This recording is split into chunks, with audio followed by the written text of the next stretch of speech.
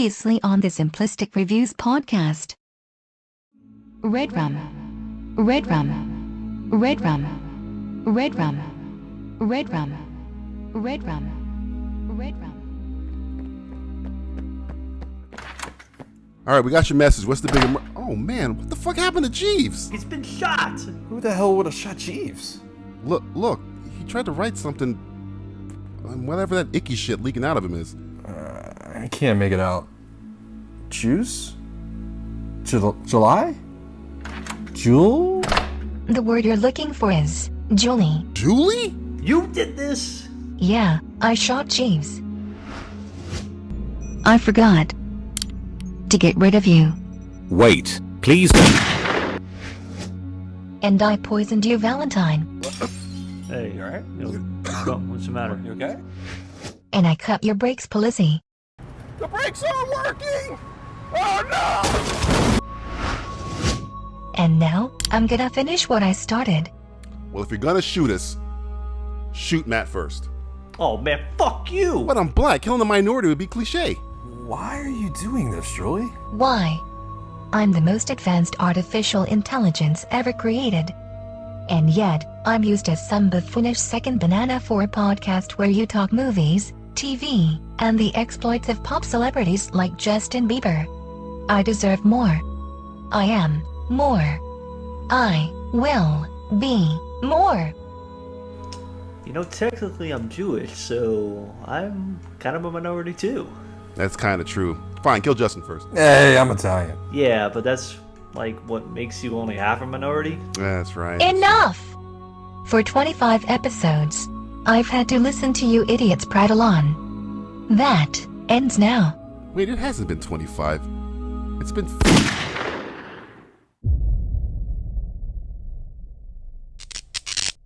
Hey, bitch. It's 50. Whoa, Julie, you just shot...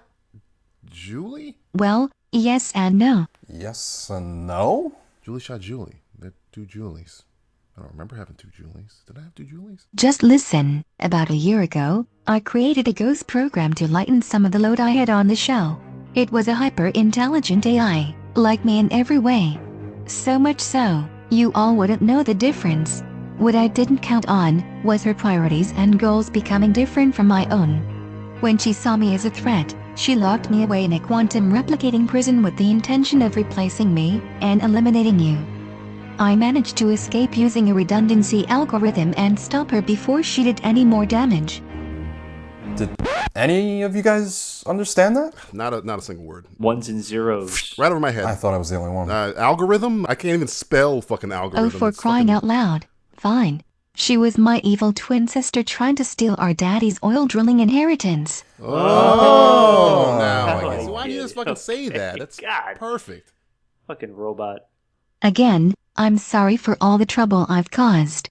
Wait, if your sister went bad, how do we know you're not gonna go bad too? The difference between us is that she totally hated you guys, whereas I only kinda hate you guys.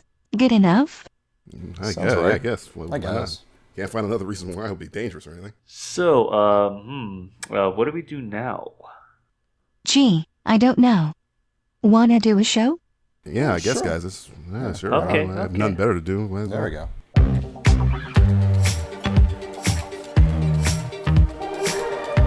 This is the 50th episode of the Simplistic Reviews Podcast. They talk movies. They talk TV. They've talked about both for 50 episodes, which is amazing if you consider their work ethic. I'm your announcer, the real Julie. And being kidnapped and replaced by an evil twin for 25 episodes of a show without anyone knowing the difference wasn't as bad as it sounds. I mean, that was both Mary-Kate and Ashley's entire existence for 8 seasons of Full House. Here are your hosts, Matthew Stewart, DJ Valentine, and Justin Polizzi.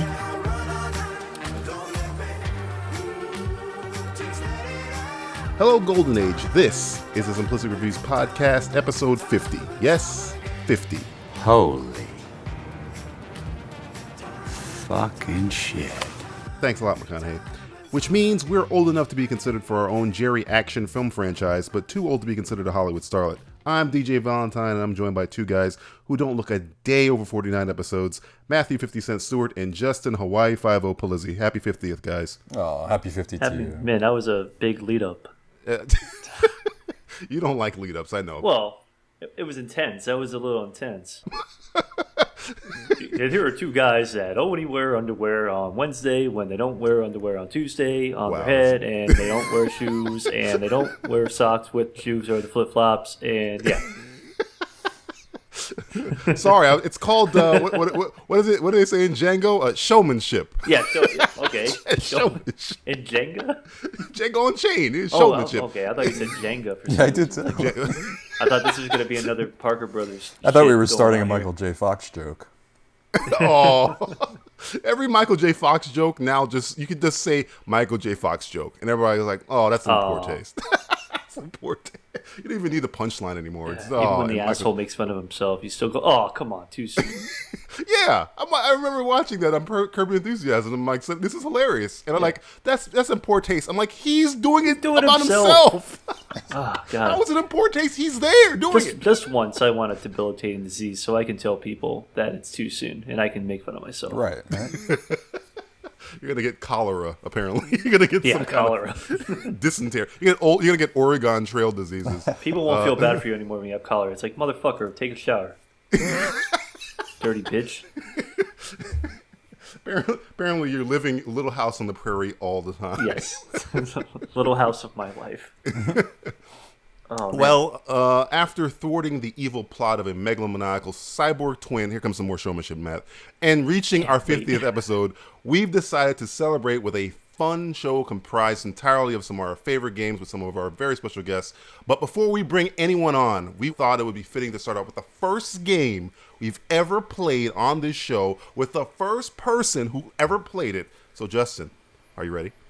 Oh. Okay. Yeah, that's you, motherfucker. That's exciting.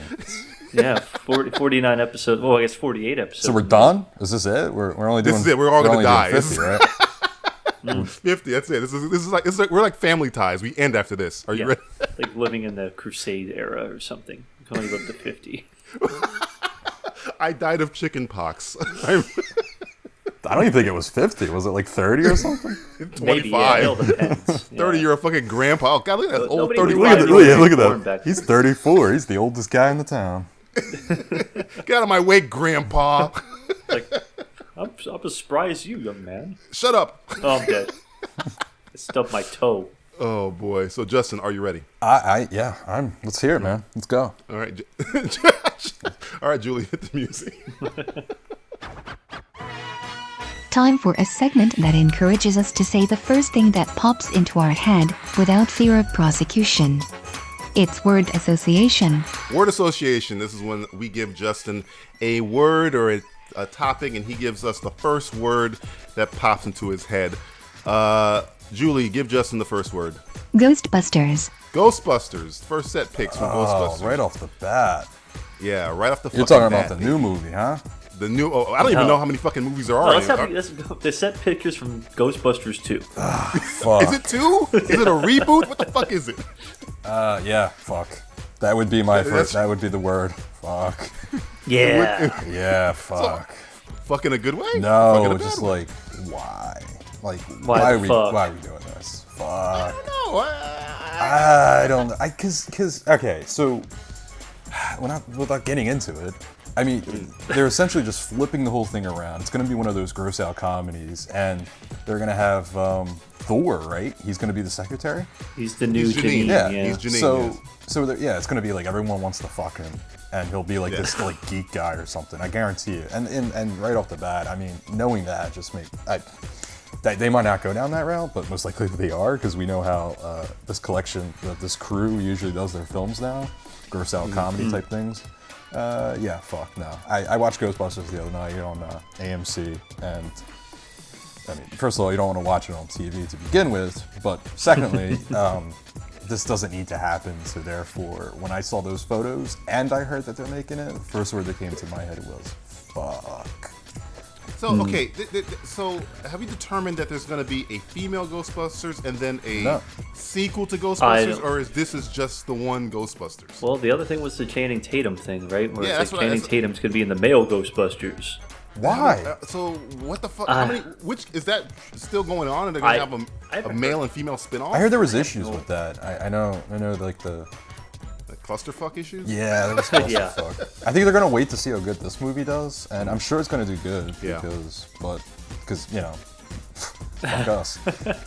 And this will be the Ghostbusters. And then, like, a couple years from now, people are going to be like, hey, you want to watch Ghostbusters? And we'll be like, yeah. And it's going to be, oh, not that Ghostbusters. Yeah. What's the good Ghostbusters? And then, like, back in my day, Ghostbusters used to consist of these guys, these 4 guys. Who are actually, what's that? What is that?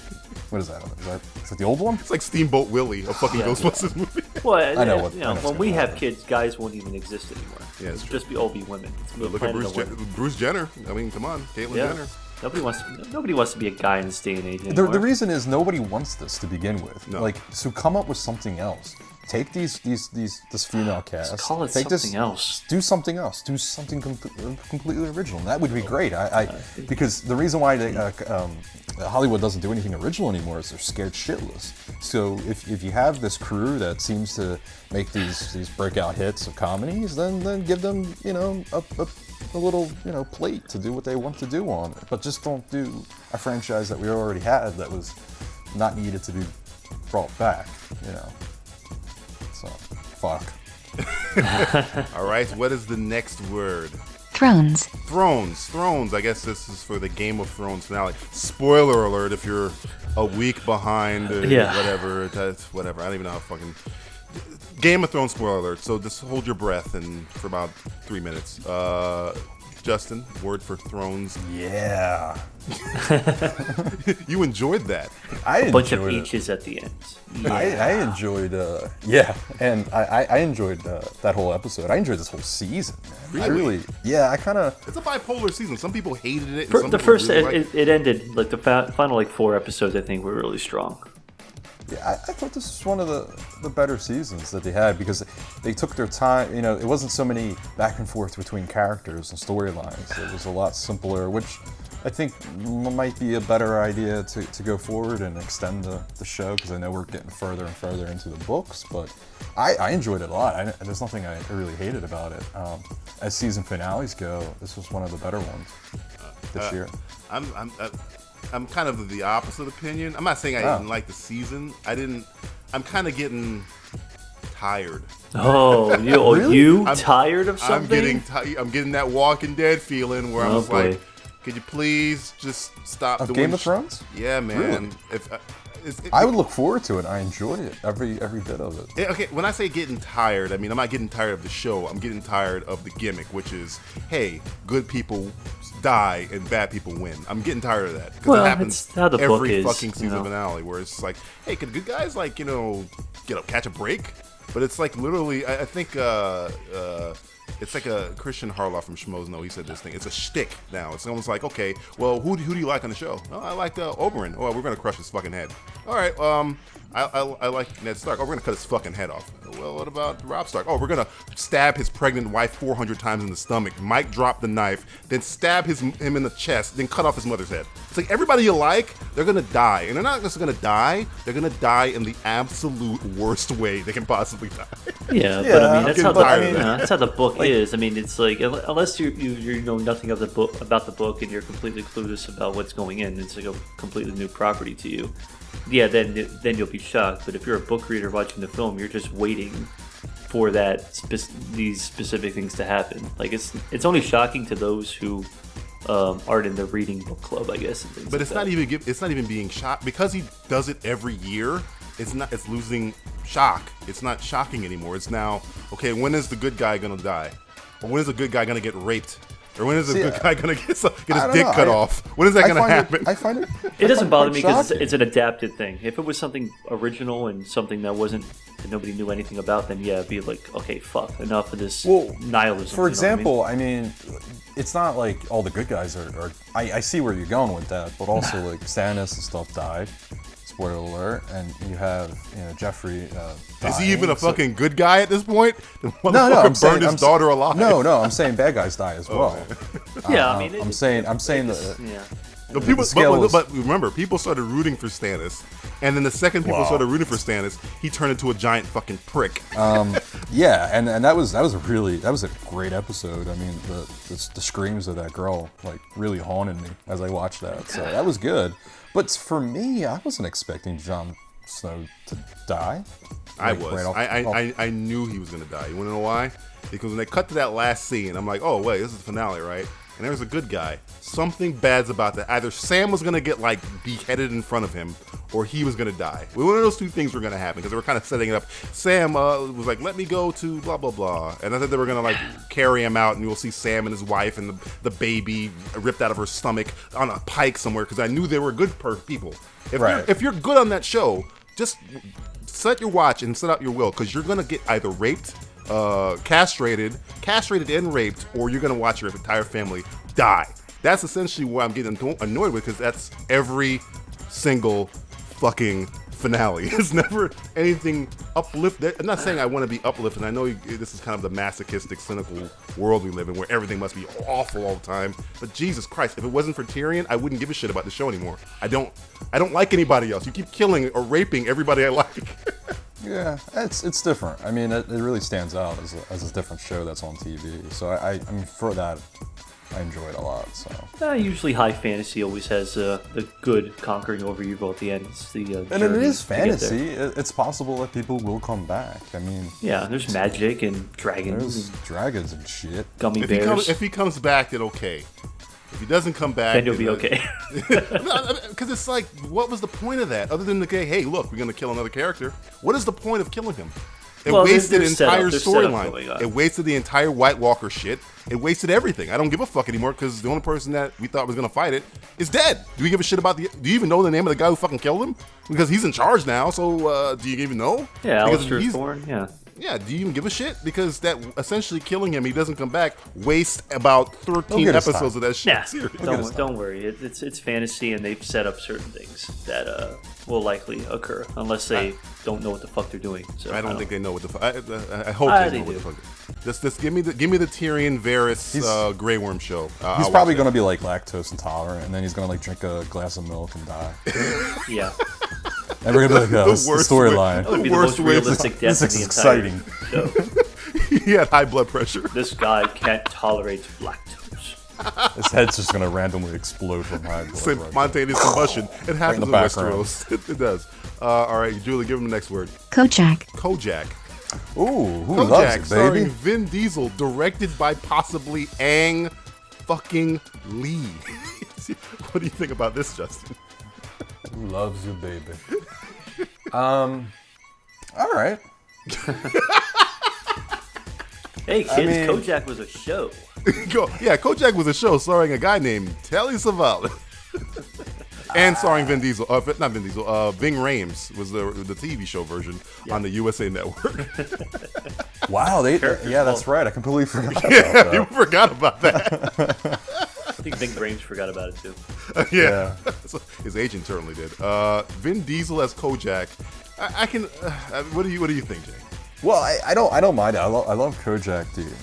But I hope they do it a little bit differently. I hope he does his own little thing with it. And Kojak, I think, was a great character, and I like to see something like that be brought back. Again, I'm not all for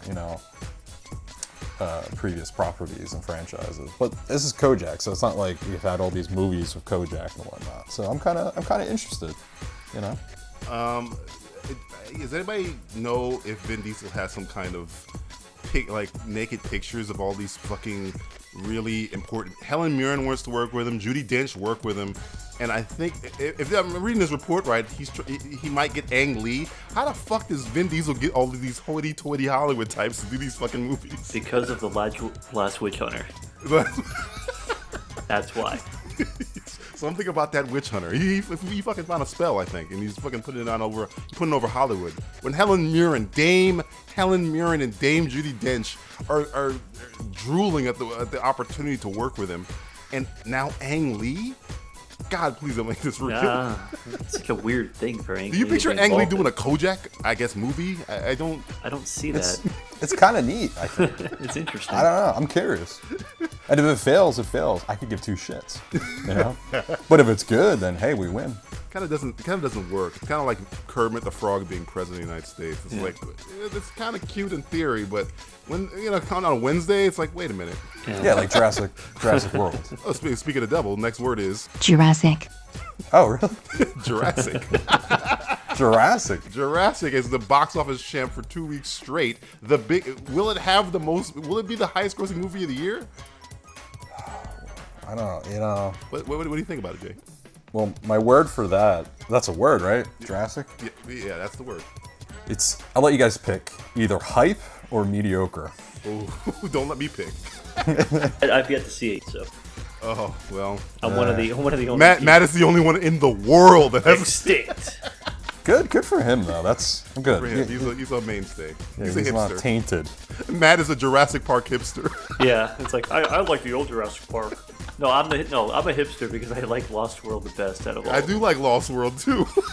Because anytime I bring that up, it's like, you like Lost World? It's like, yeah, it's fucking awesome. It's got Jeff Goldblum going nuts. How do you not like Lost World? It's got murder and mayhem.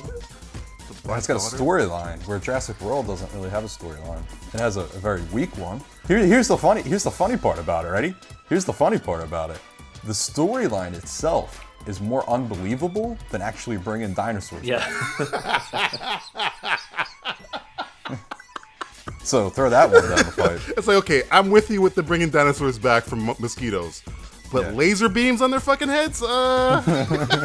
Dinos with freaking laser beams. Laser beams on their fucking heads. The zoo isn't doing good, so let's create a new dinosaur type of feel. That's what's great about the first one, man. That storyline is fantastic. Like, hey, this is what we're doing. Check this out.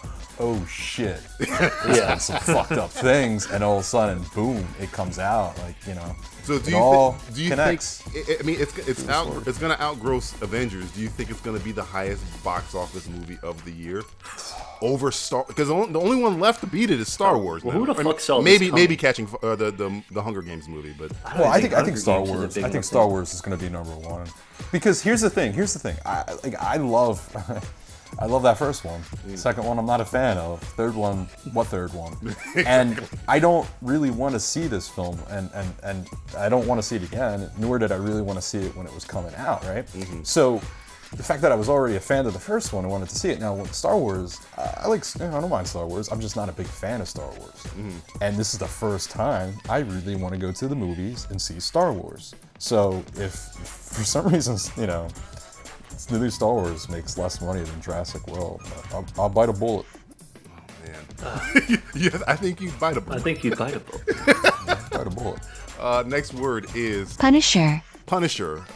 John Bernthal cast as the Punisher. Jay, what do you think? What? That's like everyone's reaction. Either it's a good what, or it's a bad. Or it's like a what? I told it to Neil. I was like, John Bernthal's the Punisher, like a happy as shit. And he's like, who the fuck is John Bernthal? Yeah, that was half the fucking country. But if I say Shane from The Walking Dead, everybody's like, oh yeah, that's perfect. The guy who looks like him. He's like, looks like the Punisher. He looks exactly like like he walked off of a Garth Ennis comic book.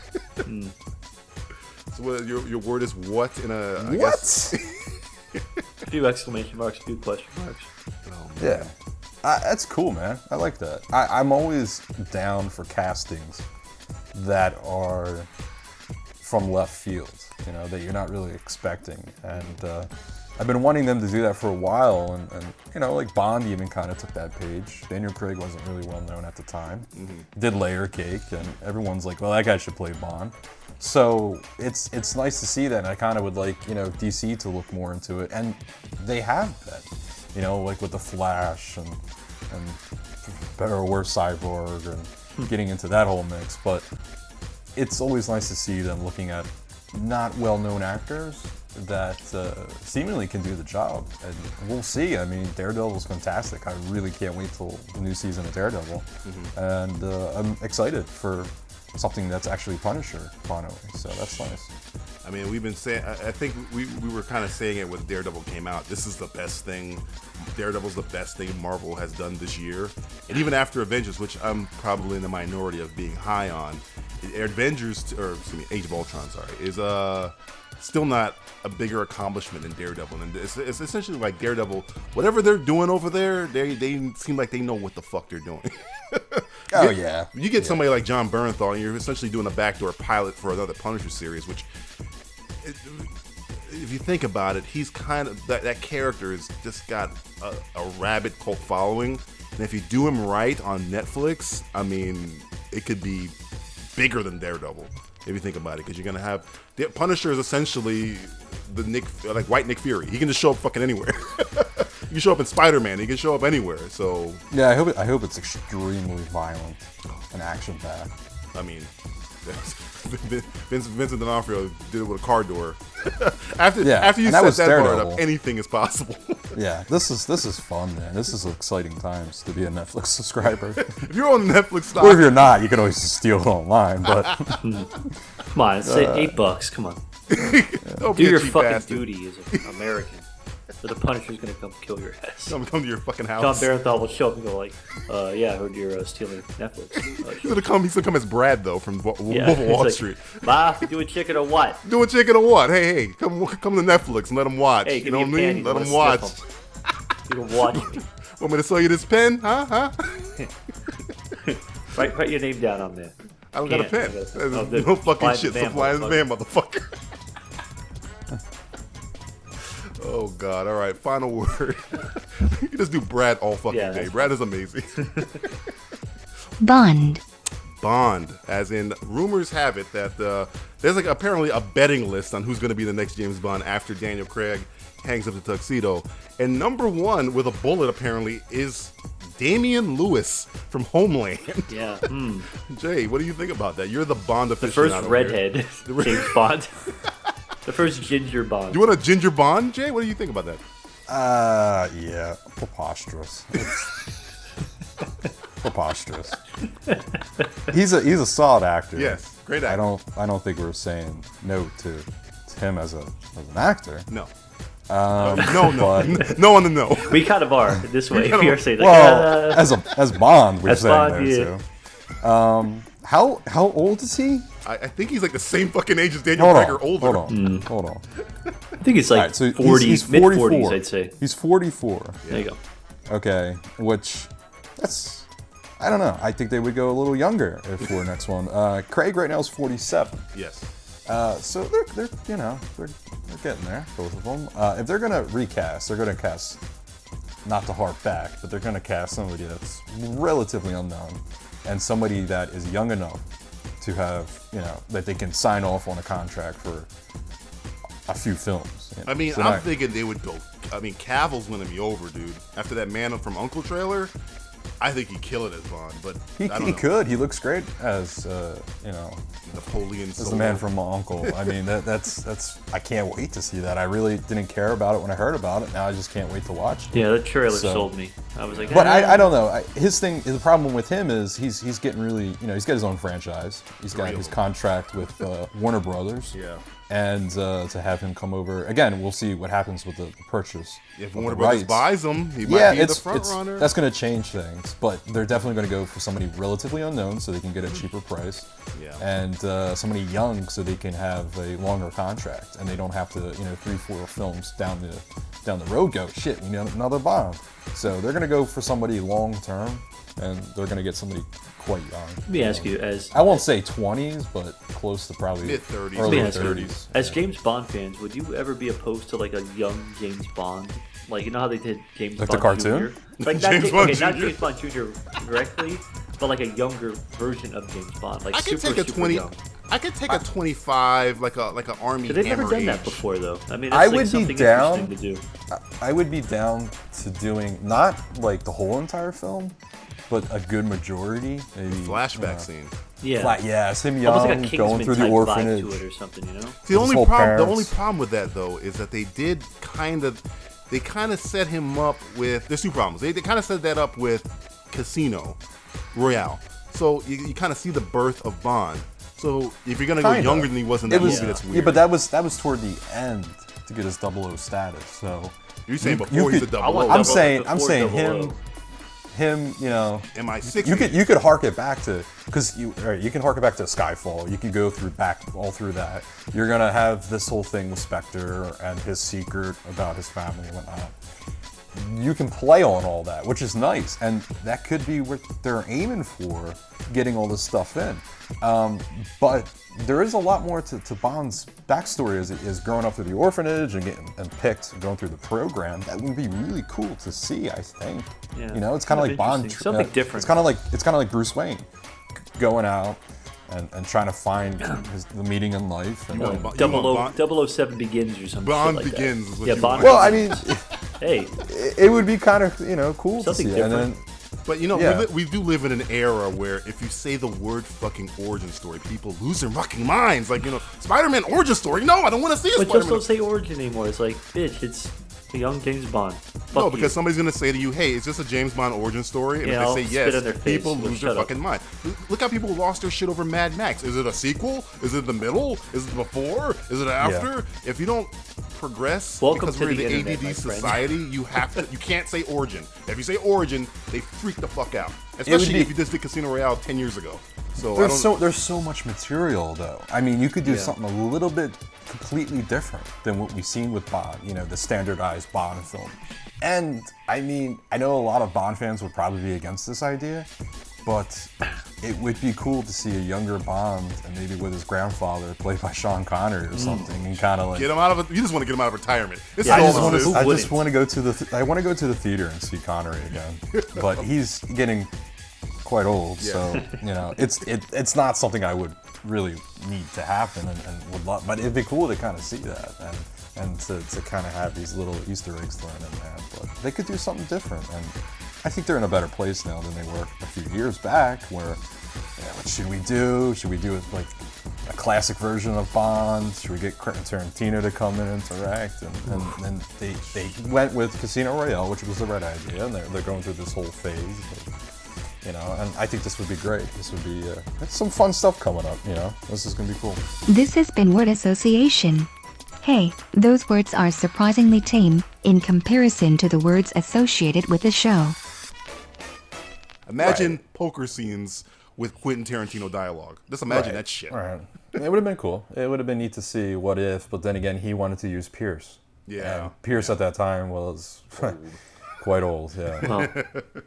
Well, coming off the wonderful Tomorrow Never Die. I don't even know what the fucking World last is not was. enough. Oh god, that was no. Enough. Die Another Day. That Excuse me. Die Another Sorry. Day. Miranda Frost. Miranda Frost.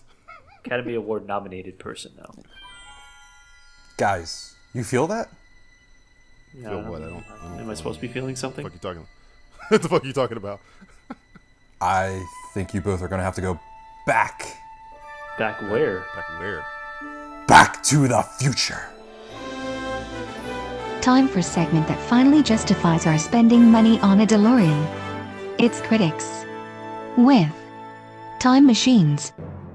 Critics with Time Machines. This is the segment where we use an actual time machine to go back in time and right the wrongs of entertainment past. A huge responsibility, yes. So huge that we only trust to share it with our podcasting brethren. Jairo and Barry from the True Bromance Podcast. How you guys doing? Living the dream, bro. I'm doing great, man. I can't, I can't complain, but who would care, right? You're behind enemy lines. Complain. Since all you have to do is complain, nobody will care. Yeah. Since all I do is complain, it wouldn't be a change from my normal conversation, so there's no sense in continuing on. Oh, Barry. You guys have no idea what it's like to be with Jairo, man. It's a constant struggle. This guy is like he's like an anchor, just dragging me down. Are you kidding me? That's It's okay. I'm married. It's fine. Exhibit A in divorce proceedings. All I do is carry you around, Barry, and all you do is complain. The way we're going to do this, we're going to hop into this $17 billion time machine. It'd be funny if a time machine only cost $17 billion. $17 billion time machine. I could get you one for like $15 right now. With nail polish? Can you do that for me? By 3 o'clock? With nail polish. By 11 p.m. Okay, great. I'm going to go first, then Jairo, then Matt, then Barry. Everybody got their missions correct. We're taking this really fucking serious, by the way. Oh, you know we are, dude. ready. I've got some things I really need to rectify here. Some serious problems. All right. Here it goes. I'm punching in my coordinates. Hold on a second. The date, Oh man. November 3rd, 2011. I arrive at the front door of Bad Robot Productions, home of one Jeffrey Jacob Abrams. I bring with me a 40 and a 45, with the intent of intoxicating or intimidating Abrams into opening up his purse strings just a little wider in order to pay the actor that should have played Khan Noonan Singh in the upcoming Star Trek Into Darkness film, Benicio del motherfucking Toro. Oh, stop. Yeah. Del Toro was anxious to play the part, but wanted fair compensation, seeing as, he's a fucking Oscar winner, and he's also potentially taking on one of the most iconic screen villains ever. After my persuading of JJ, he gives Del Toro the money. He signs on a dotted line. Now, don't think I'm doing this because I hate Benedict Cumberbatch. He was good. I just think Del Toro would have nailed Khan. What's nailed the difference? Well, he kind of more resembles Ricardo Montalban's Khan than Benedict Cumberbatch, who's just essentially playing Benedict Cumberbatch. But does he have to look like him? Yeah, he just has to have that flair, that chest. That chest. Mexican flair. Give me that chest.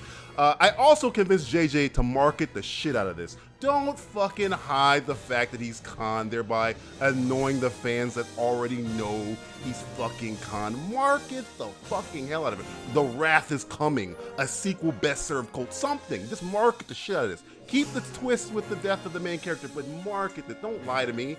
As a result, Into Darkness is way better.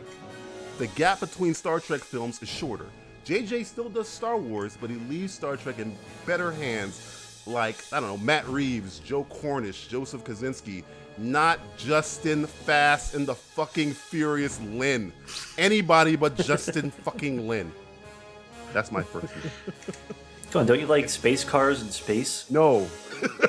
Brad We need Nas. Rad Racer. Wait, you need Nas, like the rapper Nas? Nah. Like from Belly? Illmatic on the I Star think, Trek. Yeah. I think Nas should have been Khan. From Belly? From Belly. They should have played. Hype Williams directs Star Trek. They could replace Tyrese with Nas, and that would be a Oh, much better. Jesus. Going to Miami, brah? Oh. See you in Miami, brah. See you in space, brah. Oh, You hanging God. out in Miami, bruh? Hanging out in Miami, Okay, brah. what's happening It's like, here? I'm sorry. We're delving in. See what Justin Lin does? He fucks your whole shit up. All right, Jairo, you're next. All right, man. All right. Hold on. Let me punch my thing in. Oh, he's punching the coordinates in. We are headed Throw to... me some coordinates. All right, we're going way back. We're going a little further back than you went. So we're going to April 22nd, 2005. And on top of time traveling, I'm shifting my location from Tampa to New York City. And what I'm going to do is when I get there, I think I'm going to just stroll around. And I'm going to stay at this little hotel called the Yotel. I think you made that up, but all right. No, it's a real place. Go ahead and Google it if you need to. I'm staying at It's the... just not there anymore. No, it's there. Maybe it is. It's the Yotel, and they've got a great bar called the Terrace. As I always do, I check in the hotel, relax, chill, do a couple lines, and head to the bar, to the local bar. So I'm at the local bar, meet a couple ladies, one of them's named Scarlett Johansson. Oh, hey, Scarlett. Hey, how's it going? Cool. Run into another lady. Sofia Vergara, what are you doing here? Boy. So I talk to them. I send them fetching my drinks, whatever. Go get my drinks. And these gentlemen kind of push up to me. They see me wearing my Miami gear. They want to talk to me. And who might it be? It's Randy Mueller and Nick Saban. Okay. So it's April 22nd, Awesome bar. the night before the draft. And I'm talking to these cats, and I'm like, you know what, man? You guys should really think about mixing up your draft strategy. They're doing shots. They're doing tequila shots, and they're doing lots of them because they're not preparing for the draft. They don't care what they're doing. They're going to fly by the seat of their pants with the draft, so they start listening to me. And I tell them, Aaron Rodgers, man, think about this kid. He has a bright future. He's got a little arm on him, whatever. I was like, forget about this Ronnie Brown kid. I don't care if he ran a 4.4 40 and he weighs 297 pounds. Don't worry about Ronnie Brown. Think about this Aaron Rodgers kid. So I drop nuggets in these guys' heads, and they go to bed kind of wasted thinking about everything I said. So I wake up the next morning kind of staggering around and wake up, and there's a double-headed dildo right in my face. I'm like, what's going on here? I'm like, damn it, Scarlett and Sophia, take this thing out of here, man. It was a party. It was a great time last night, but you two gotta go. The first time it's ever been said to them. Because Saban and Brown are coming over, and I need room to bed. You two ladies, you gotta go and take this fish stick with you. So I get up, I wipe off the cobwebs. I've had my way with these two ladies. Another notch on the old bedpost, and I head towards the Jacob K. Javits Convention Center for the NFL Draft. This is April 23rd, 2005. And I sit there and I revel. I laugh at the Jets as they take a kicker, Mr. Ted Nugent, with their first pick, which happens to be in the second round. And the Dolphins draft Aaron Rodgers. Oh, wow, great. We're celebrating. Great. So what do? I keep celebrating throughout the day. It's a great day in New York City. So I stagger around. And as I always do when I travel, I don't like to go too far from where I stay.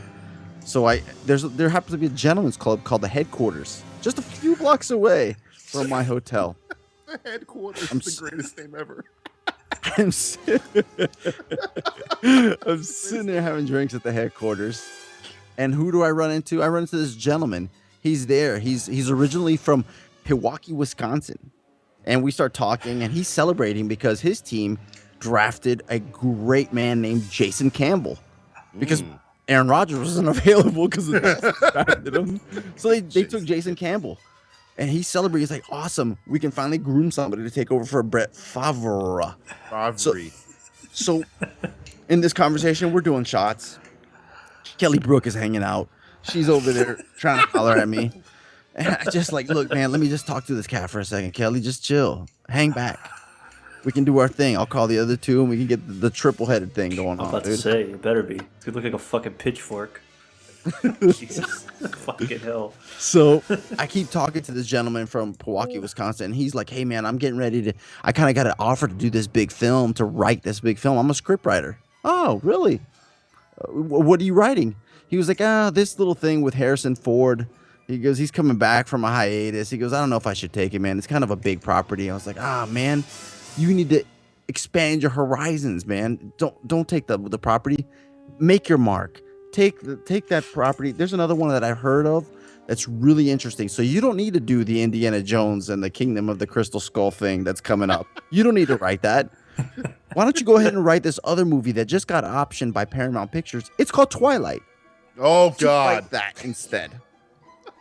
Wow. So this gentleman from Pewaukee, Wisconsin, the big Green Bay Packers fan who's celebrating Jason Campbell being drafted, he decides to take my advice, writes Twilight, doesn't write Indiana Jones and the Kingdom of the Crystal Skull, and all is well in the world. And then I just roll out with Kelly Brook. Oh, nice. You essentially tried to fix Twilight and fuck Scarlett Johansson and Sofia Vergara at the same time. And Kingdom of the Crystal Skull never gets written. But you made Twilight, though. And then you probably saved Shia LaBeouf and he didn't turn crazy. Dude, I fixed the Dolphins. You did fix the Dolphins. Kingdom of the Crystal Skull. Yes. And I sent this horrible screenwriter over to do Twilight, so hopefully it's a total bomb and we never get the second, third, fourth, ninth, whatever it is. So you're trying to like burn like the forest to stop the other fire. You're gonna make one horrible, shitty, super shitty Twilight movie, no sequels. That was your plan. There's some innuendo. And he had sex. Yeah. And he had sex with Scarlett Johansson. I don't know why Scarlett Johansson was there, but I approve. I approve this message. Yes. So like David Koepp was such a horrible screenwriter. I mean, the problem with Kingdom of the Crystal Skull is that script. I mean, who thinks of the nonsense in there? So why don't you just take that and apply it to Twilight? Take it from shiny vampires to like really crazy nonsense, monkeys, like, monkeys, ants, vampiric Twilight, and therefore it never gets made. See that's a bold plan. That was intricate. Like he was fucking. The space-time continuum is breaking down when he's doing that shit. Yeah, man. I mean, hey, man, when you travel, you got to travel hard, dude. But because you impregnated Scarlett Johansson, I guess Emily Blunt's going to be Black Widow because Scarlett Johansson's going to have like 25 kids She's soiled by me, and they're all going to heal Hispanics. She's destroyed. You're going to destroy did you her impregnate womb. her, or was the dildo used? No, I did was you in the use it on mix. you with her? He was there. He was there. I passed out afterwards. After I was That's done kind of like the assist. That's like it's like a point. Yeah, it's like, here, go play with this fish stick. Wow. Fish stick.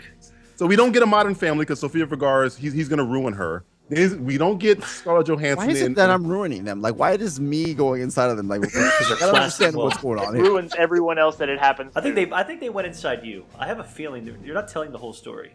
Something else happened in that hotel room. No, man, it was just a party, man. I mean, they saw me, they saw the guns, they saw the championship bodybuilding, and they're just, let's do this. Oh, it's like, boy. we're gonna fuck this guy in the ass. So we're gonna get this fish stick out. He's gonna have trouble sitting down at the draft. By the way, right, if you Google all those places, they're all right around the draft. First off, I definitely want to go to headquarters. Wherever it is fucking. Funny story. Now they're all closed. Now they're all closed. Dude, what kind of name for strip club is headquarters? First off, you got to put head in quotes. You have to have the sign say headquarters. Dude, like the tops of the H's are like wiener heads. Could have been cheeseheads. Oh God, Matthew, go ahead. I know. What happened here? I thought this was a movie podcast. Sorry, snooty play games. movie podcast listener. Porn is movie. Yeah, porns are people too. All right, let's dial this thing up. Let's see how much more debauchery we can get into here. Okay. You're using this time machine for having sex with celebrities, and I like it. All right. Yes. All right. Dialing it up here. We're going all the way back, even further back than Jairo. We're heading back to November 23rd, 2000. Wow. Ooh. Yes. The place is Palm Springs, California, deep in the desert. But how deep in the desert is it? We're going to find out. So I emerge from my glorious DeLorean right in front of the Merv Griffin Hotel, the fabulous Merv Griffin Hotel, and the Javici Spa. I'm like, place that I can really get used to here. Very classy joint. I stroll right in like I own the joint. I have underwear on, one sock. Where's the sock? Where's the my sock? cock. Red Hot Chili Peppers. It's cock sock. How sticky is your sock? Well, we're not there yet. Oh, okay. We're not there quite there yet. Sticky So I sock. walk in like I own the joint. Walk right up to Pierre. I think his name was Pierre. I say, Pierre, I need a room. He's like, oh, sorry, sir. We are all booked for the evening. Like, oh, fuck, Pierre. You fucking French fuck. So I'm about to leave. And little do I know, I kind of glance to my left. I'm like, that guy over there, he looks familiar. So I take a second glance, like, oh shit, Robert Downey Jr.'s here. Fuck, I love Robert Downey Jr. He was incredible in Chaplin and Air America. Don't you fuck with my Iron Man, Matthew. All these wonderful movies that he's done. So I walk up to him and I see he's a little red-eyed, you know. Looks like he has a cold. Sniffing a lot too. A lot of sniffing in red eyes. So I walk up and say, "Oh, Robert, I'm such a huge fan of you." I was like, "Huh?" It's like, "Oh, I'm sorry." So he's like, "Oh no." And then he starts sniffing. I'm like, "Oh, cocaine." Oh, sorry, I'm not holding right now. He's like, "Oh, don't worry, I am." Why did he ask you? He says, "Want to come upstairs?" It's like, I'm like, okay, let's go. So we head up to the penthouse. It's got the penthouse at the Merv Griffin Hotel, which I'm in awe of, and walk right in, and it's like fucking Frosty the Snowman in this place. It's incredible. There's white pills, there's white powder, there's Scarface. white bitches. Everything is white, all white everything. He's racist. So next thing you know, we hear a knock on the door, and it's like, oh shit, I guess we're making a lot of noise. So he's like, oh, don't worry about that. But I get to thinking, I'm like, I don't want this party to stop. So I tell Robert, we got to go out the back door. We got to go to the fire escape. So I escort Robert Downey Jr. out. He doesn't get busted. I mean, the cops busted in on him. I guess they were getting him on noise plates. So. You're saving Robert Downey Jr. from a drug bust. Yes. Well, I'm saving him so he can have another good time. The guy loves good times. Good times. He loves good times. He loves the show, too. He loves good. He kept telling me how much he loved good times. Like, what a fucking Jimmy Walker show. is his favorite. Like, Dynamite. Dynamite. Dynamite. And they start Damn, doing, like, the whole dance damn. and everything like that. It was incredible. So I get him out of there, and he just leaves. He calls, like, he has one of those, like, he has like a Nokia phone. You know, Nokia phones in the early 2000s. Like, oh shit, I haven't seen that in a while. So he's calling it, and the taxi comes and takes him away. And I'm just left there with my cocksock in my hand. I'm like, damn, I didn't get to use it. I come back in my DeLorean after a great time with Robert Downey Jr. and everything is different. There's no comic book movies. What? People aren't bitching on the internet about what comic book is the best and what movie's the best, and DC rules the roost, and Marvel has never become anything. Yes. You're sabotaging Marvel Comics so you can do blow off of Robert Downey Jr.'s back. Yes. Will this prevent Robert Downey Jr. from doing bad movies like Gothica and Due Date and The Soloist? The Soloist. He might win another Academy Award. You never know, bro. Yeah, he was in Chaplin 2, The Passion of the Chaplain. He was in Chaplin 2, The Passion. If it's not Weird Science 2, I don't want to see it. Yeah, you know if it's not Back to School 2, I'm out. I'm done. There you go. Now he's the professor. He's come the full quadruple circle. Lindy. Add one more hop to it. He added another fucking diving board. I don't know how they got it in there, but they got it in there. He does blow off the second diving board on the way down. And Paulie from Rocky's just watching with that little girl. Burgess Meredith, he isn't dead either, so it's okay. Everybody's alive. Everybody's alive. You essentially saved the lives of so many people. Cocaine's a hell of a drug. Because Marvel was never created, does that mean that DC's on a different path? So like Green Lantern is fixed and all that stuff? No, they're just as shitty. Oh, okay. So you're just doing this out of spite, apparently. Yes. See, we're trying to fix shit. You're just breaking shit. Yeah. Okay. All right. Break down, rectify. Break down, rectify. Barry, your turn. Use the DeLorean wisely, my friend. All right. I plan on using it as wise. Well, to me, this is a wise move. So, unlike you guys got this, like, crazy 1980s touch tone, like, not even touch tone phone, like one of those old rotary phones. I'm using my iPad. So it's silent and sleek.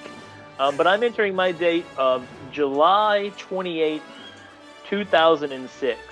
And much like my friend Jairo, I am also displacing my location, and I touched down in my wonderful DeLorean in Malibu, California.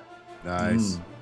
And as I navigate the Malibu hills, I come up to a massive, gorgeous mansion, and I make my way onto the premises. And just as the once great Mel Gibson is about to get in his car, drunk and intoxicated, I take the keys and prevent him from getting arrested, drug driving, and then going on one of the most insane anti-Semitic rants ever. Knowing what he does for a living, knowing how the Jewish community is entrenched in the Hollywood architecture, I prevent him from basically committing career suicide. Sugar tits. We sit down, we talk it out. I set him up with some Hitler youth group meetings that he can mentor. So he can keep his rage and hate, but just keep it quiet. You know, like, it's not okay, but if you must do it, keep it quiet, Mel. Because I see you taking the path that that the great Liam Neeson has taken. I see Mel Gibson with a special set of skills, and I think it's a better movie. I see Mel Gibson as Ra's al Ghul, and I think he's great.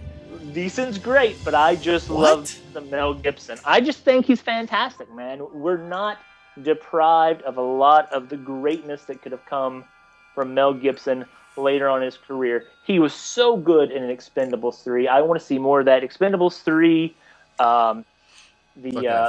Get the Gringo. Is that the name of the movie where he's the Mexican person? So good.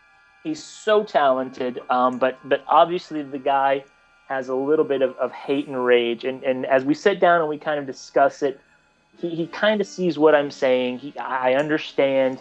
I've been important. I've made Lethal Weapon. I made Braveheart. I've had an impact on the movies. And as I'm leaving, I get in my car and I go forward to 2010, and I take his phone away again, so he does out his stupid Russian girlfriend and go on another crazy racist rant about her getting savaged by black guys. Choice words that he used. Black guys. He basically Is that what it was? Yeah. No, Yeah. He said she was going to the Staples Center. That's what he said. Code black guys. His ex. And so I have to save him twice. I'm making good use of the time machine because I think there was still a lot in Mel Gibson, both acting and directing, and we could still get, we could give Neeson Ra's al Ghul, but I think Mel Gibson could do The Taken, and Barry, dude, if you stop that means we don't have Tom Hardy as Mad Max, because Mel Gibson was originally planning to do it, but because of that racist rant, he got booted from it. Butterfly effect, Barry. Well, I mean, it's not always a perfect ending, but you know what? I mean, honestly, can you say that Mel Gibson was a bad Mad Max? Oh, no. No. So I'm not. So I don't know. I don't know how great Fury Road would have been with Gibson as Mad Max, but I think it'd be fine. Had Mad Max to begin with. So I think we'd be okay, and that would free Tom Hardy up to stay in Suicide Squad, so we wouldn't have to see Will Smith destroy another decent chance at a movie. Good usage. Okay. So Will Smith was supposed to be with him in the movie, so that's irrelevant. I And thought Tom Mad Hardy Max was filmed like 3 years ago. It has no bearing on it. They said no. They said Tom Hardy dropped out of one of the You know what? There's so much bullshit articles online. It's hard to. We have no idea what role he was supposed to play. Mad Max was filmed like 3 years ago. I just saw about 38 people cast as the new Spider-Man, so I'm not exactly sure what's the truth anymore. So, Mel Gibson as Spider-Man. It's a good point. There you go. Oh, that's a good Mel point. Gibson as fucking Peter Parker. I'll tell you, Ben. Gibson is Uncle Ben, and instead of I'll saying buy with that. great power, great responsibility, damn the Jews. He tells Peter, "Do you want to jump? Do you? Do you want to jump?" Oh my god! You say that to Peter Parker on a roof. It's like, Peter, you want to Peter, jump? you want to jump? Do you? Do you want to jump? Well, let's jump together. He Let's dies jump together. while Peter Parker lives. wow. I'm just glad that we're using the time machine and this has turned into like intervention. Saving drug addicts and alcoholics from horrible mistakes. I like Barry's plan to say, like, look, you want to be racist? Be racist here. In private. Give him a special place Be a to be bigot racist. here, not in your car. Here's your bigoted area, your bigoted We'll circle. build you a panic room where you can go in and just yell and rant and cuss. We can put up an attack dummy you can punch. Whatever it takes, just keep it inside. The attack dummy's got like a yarmulke on. He's a dartboard with Harvey Weinstein's face. Actually, you know what? It's an attack dummy that looks just like Sammy Davis Jr. The glass eye and all. The eyes look 2 different directions and shit. It's all fucked up. Oh my god. Whoopi Goldberg has a dartboard with Whoopi Goldberg's face. It's There you go. all right. Ted Danson in blackface. Yeah, how did he survive that? Anyway, all right, my turn. The date, January 1st, 1995.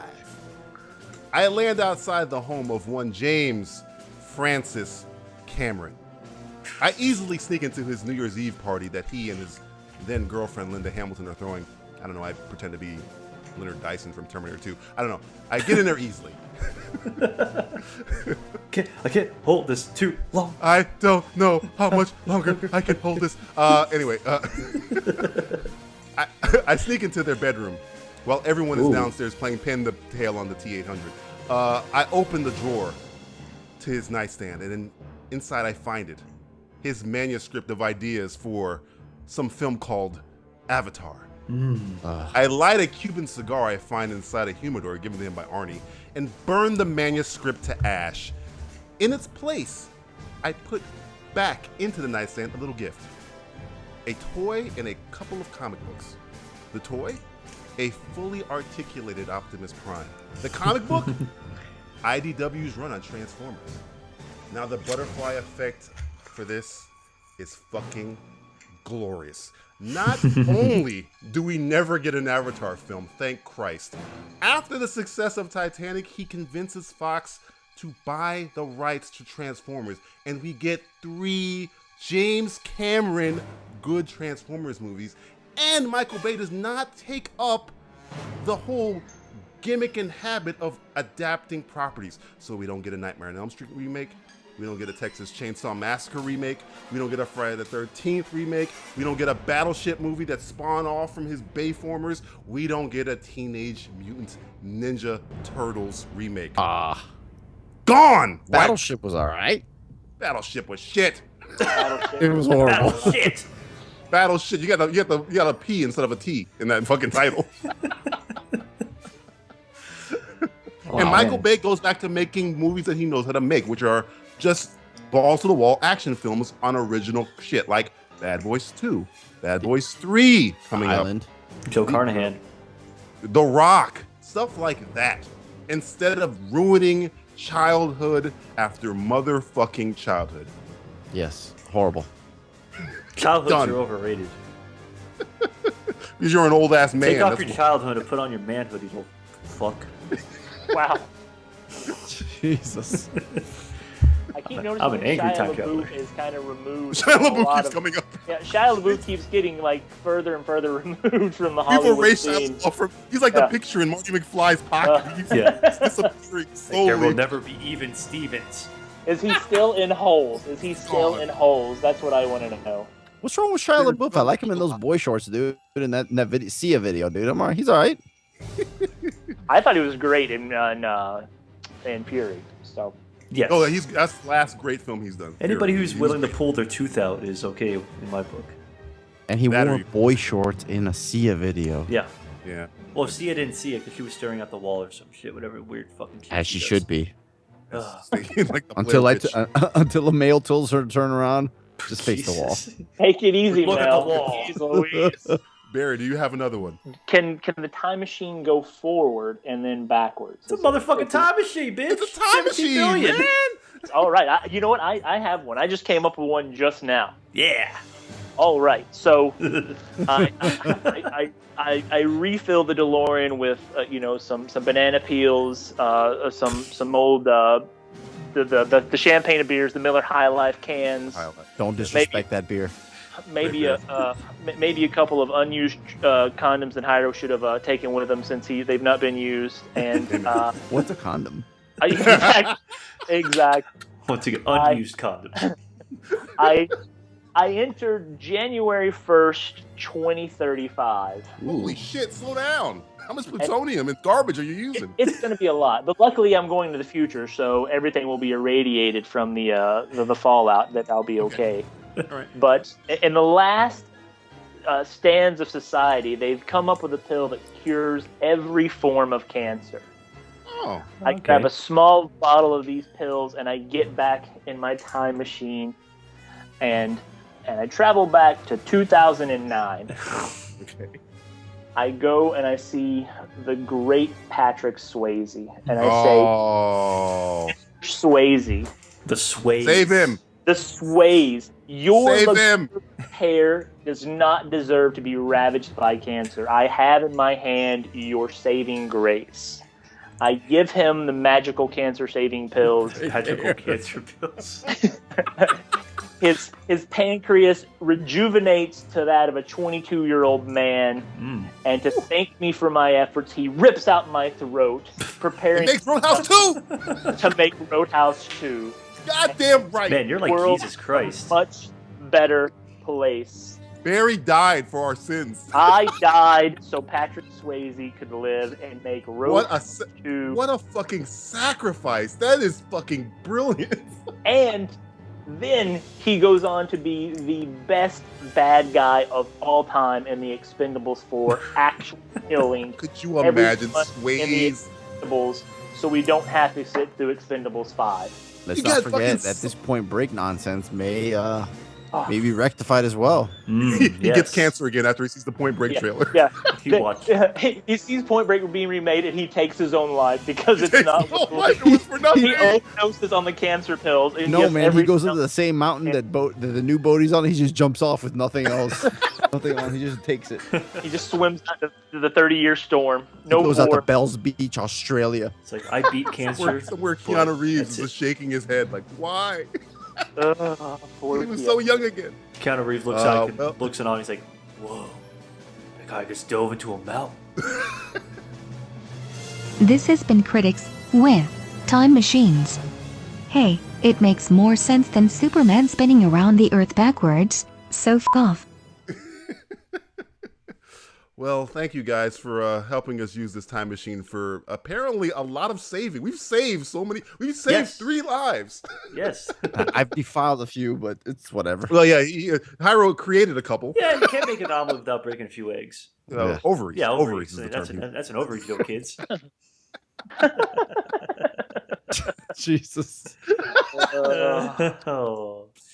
All right, guys, before we let you go, tell everybody where they can find your show. Barry? This is my thing. All right, you can find us on iTunes and Stitcher by searching True Bromance Film Podcast. We are on Twitter at True Bromance Cast. That's true without an E because my ESL co-host has a lot of trouble with spelling.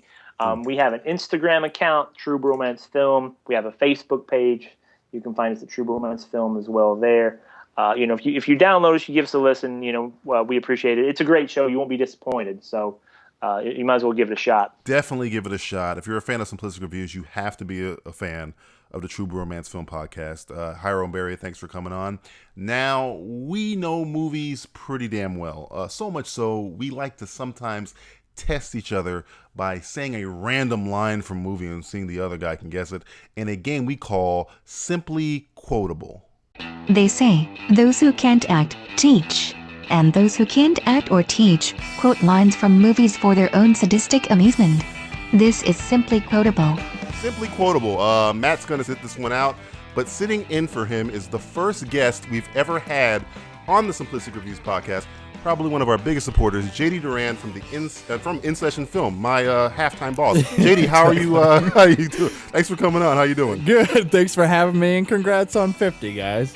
I'm glad to be here. Thank you. We're just glad to be alive. We should have died so many times. I'm sure of it. We're gonna do Simply Quotable. I'm gonna go to JD. Jay's gonna go to Justin. Justin's gonna go to me, and then we're gonna snake back around. Yes, I said snake back around. Circle jerk. JD, are you ready? Wait, I'm going to Justin. I'm gonna go to you. You're gonna go to Justin. Okay. And then Justin's gonna go to me, and then we're gonna flip it. And then we're gonna flip it. Okay, got it. Yeah. First one Got to it. 3. 3 correct answers wins Okay. the game. Oh boy. You win nothing, The greatest game but ever you made. lose everything. Harry Potter, you will lose. You have to watch Vampire Academy. Oh God, no! There's nothing on. This is an exhibition game. No. I would not wish Vampire You're watching Academy on Vampire anyone. Academy. If I had to suffer, everyone suffers. I still have scars on my body from that movie. All right, this is kind of a long one, so just bear with me. If you have to guess the movie, you don't have to guess the character, just guess the movie. Here we go again, bro. Just you and me. Same kind of moon, same kind of jungle. Real number 10 night, remember? Whole platoon, 32 men chopping the meat. And we walk out, just you and me, nobody else. Right on top of him. Not a scratch, not a fucking scratch. You know whoever got you, he'll come back again, and when he does, I'm gonna cut your name right into him. I'm gonna cut your name right into him. JD, do you know what movie I'm Oh, quoting? Jesus. Well, you know how on Twitter you were saying that you have like a photographic memory and you can remember all kinds of stuff? Yes. I have the exact opposite. I think my brain just Perfect to after gamble. I see something, it just gets rid of it. We should put stakes for that. Now that you've told me that, this is for $5,000. Oh man. This is a good movie. Would you like me to read it again? This is Yeah. jog your memory. Okay, I'll read it again. All right, here we go. Here we go again, bro. Just you and me. Same kind of moon, same kind of jungle. Real number 10 night, remember? Whole platoon, 32 men chopped in the meat. And we walk out, just you and me. Nobody else. Right on top of him. Not a scratch, not a fucking scratch. You know whoever got you. He'll come back, and when he does, I'm gonna cut your name right into him. I'm gonna cut your name right into him. Wow. It sounds like something from the 80s. So 87 to be exact. how about This is a wild guess. Just knowing you, DJ, I'm gonna say Predator. Oh, look at this fucking guy! Correct the Just a stab in the dark. That is Bill Mac Duke. talking to the dead body of Jesse the Body Ventura's Blaine as he stares at the nice. moonlight, beckoning the Predator to come and kill him. Okay, yeah. Nice. Wow. That is 1 point for JD. That- JD, your turn. You That gotta get is this one. maybe the most impressive thing I've ever done in my life. Shot in the dark. Great shot in the dark. Yeah. Oh, very good stuff. I know Justin knew that one right Yeah. when I said, "Here we go again." It sounded like him, man. It sounded like him. Okay, so I guess for is it my turn? Yes, Okay. your turn. You're going to So, Justin. all right.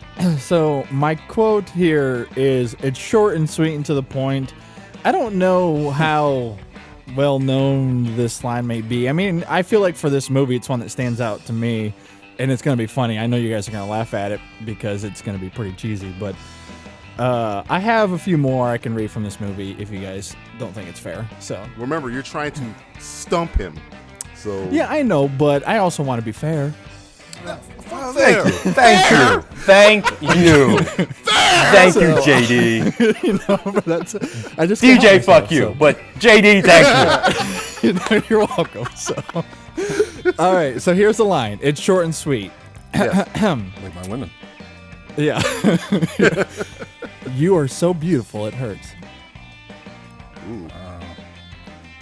Uh-oh, he's gonna see Justin does this thing where we like to call it he Batmans the movie, which means he uses his fucking deductive reasoning to figure out what the movie is. So here we go, Justin. Go ahead, Batman the fucking movie, Justin. Go ahead.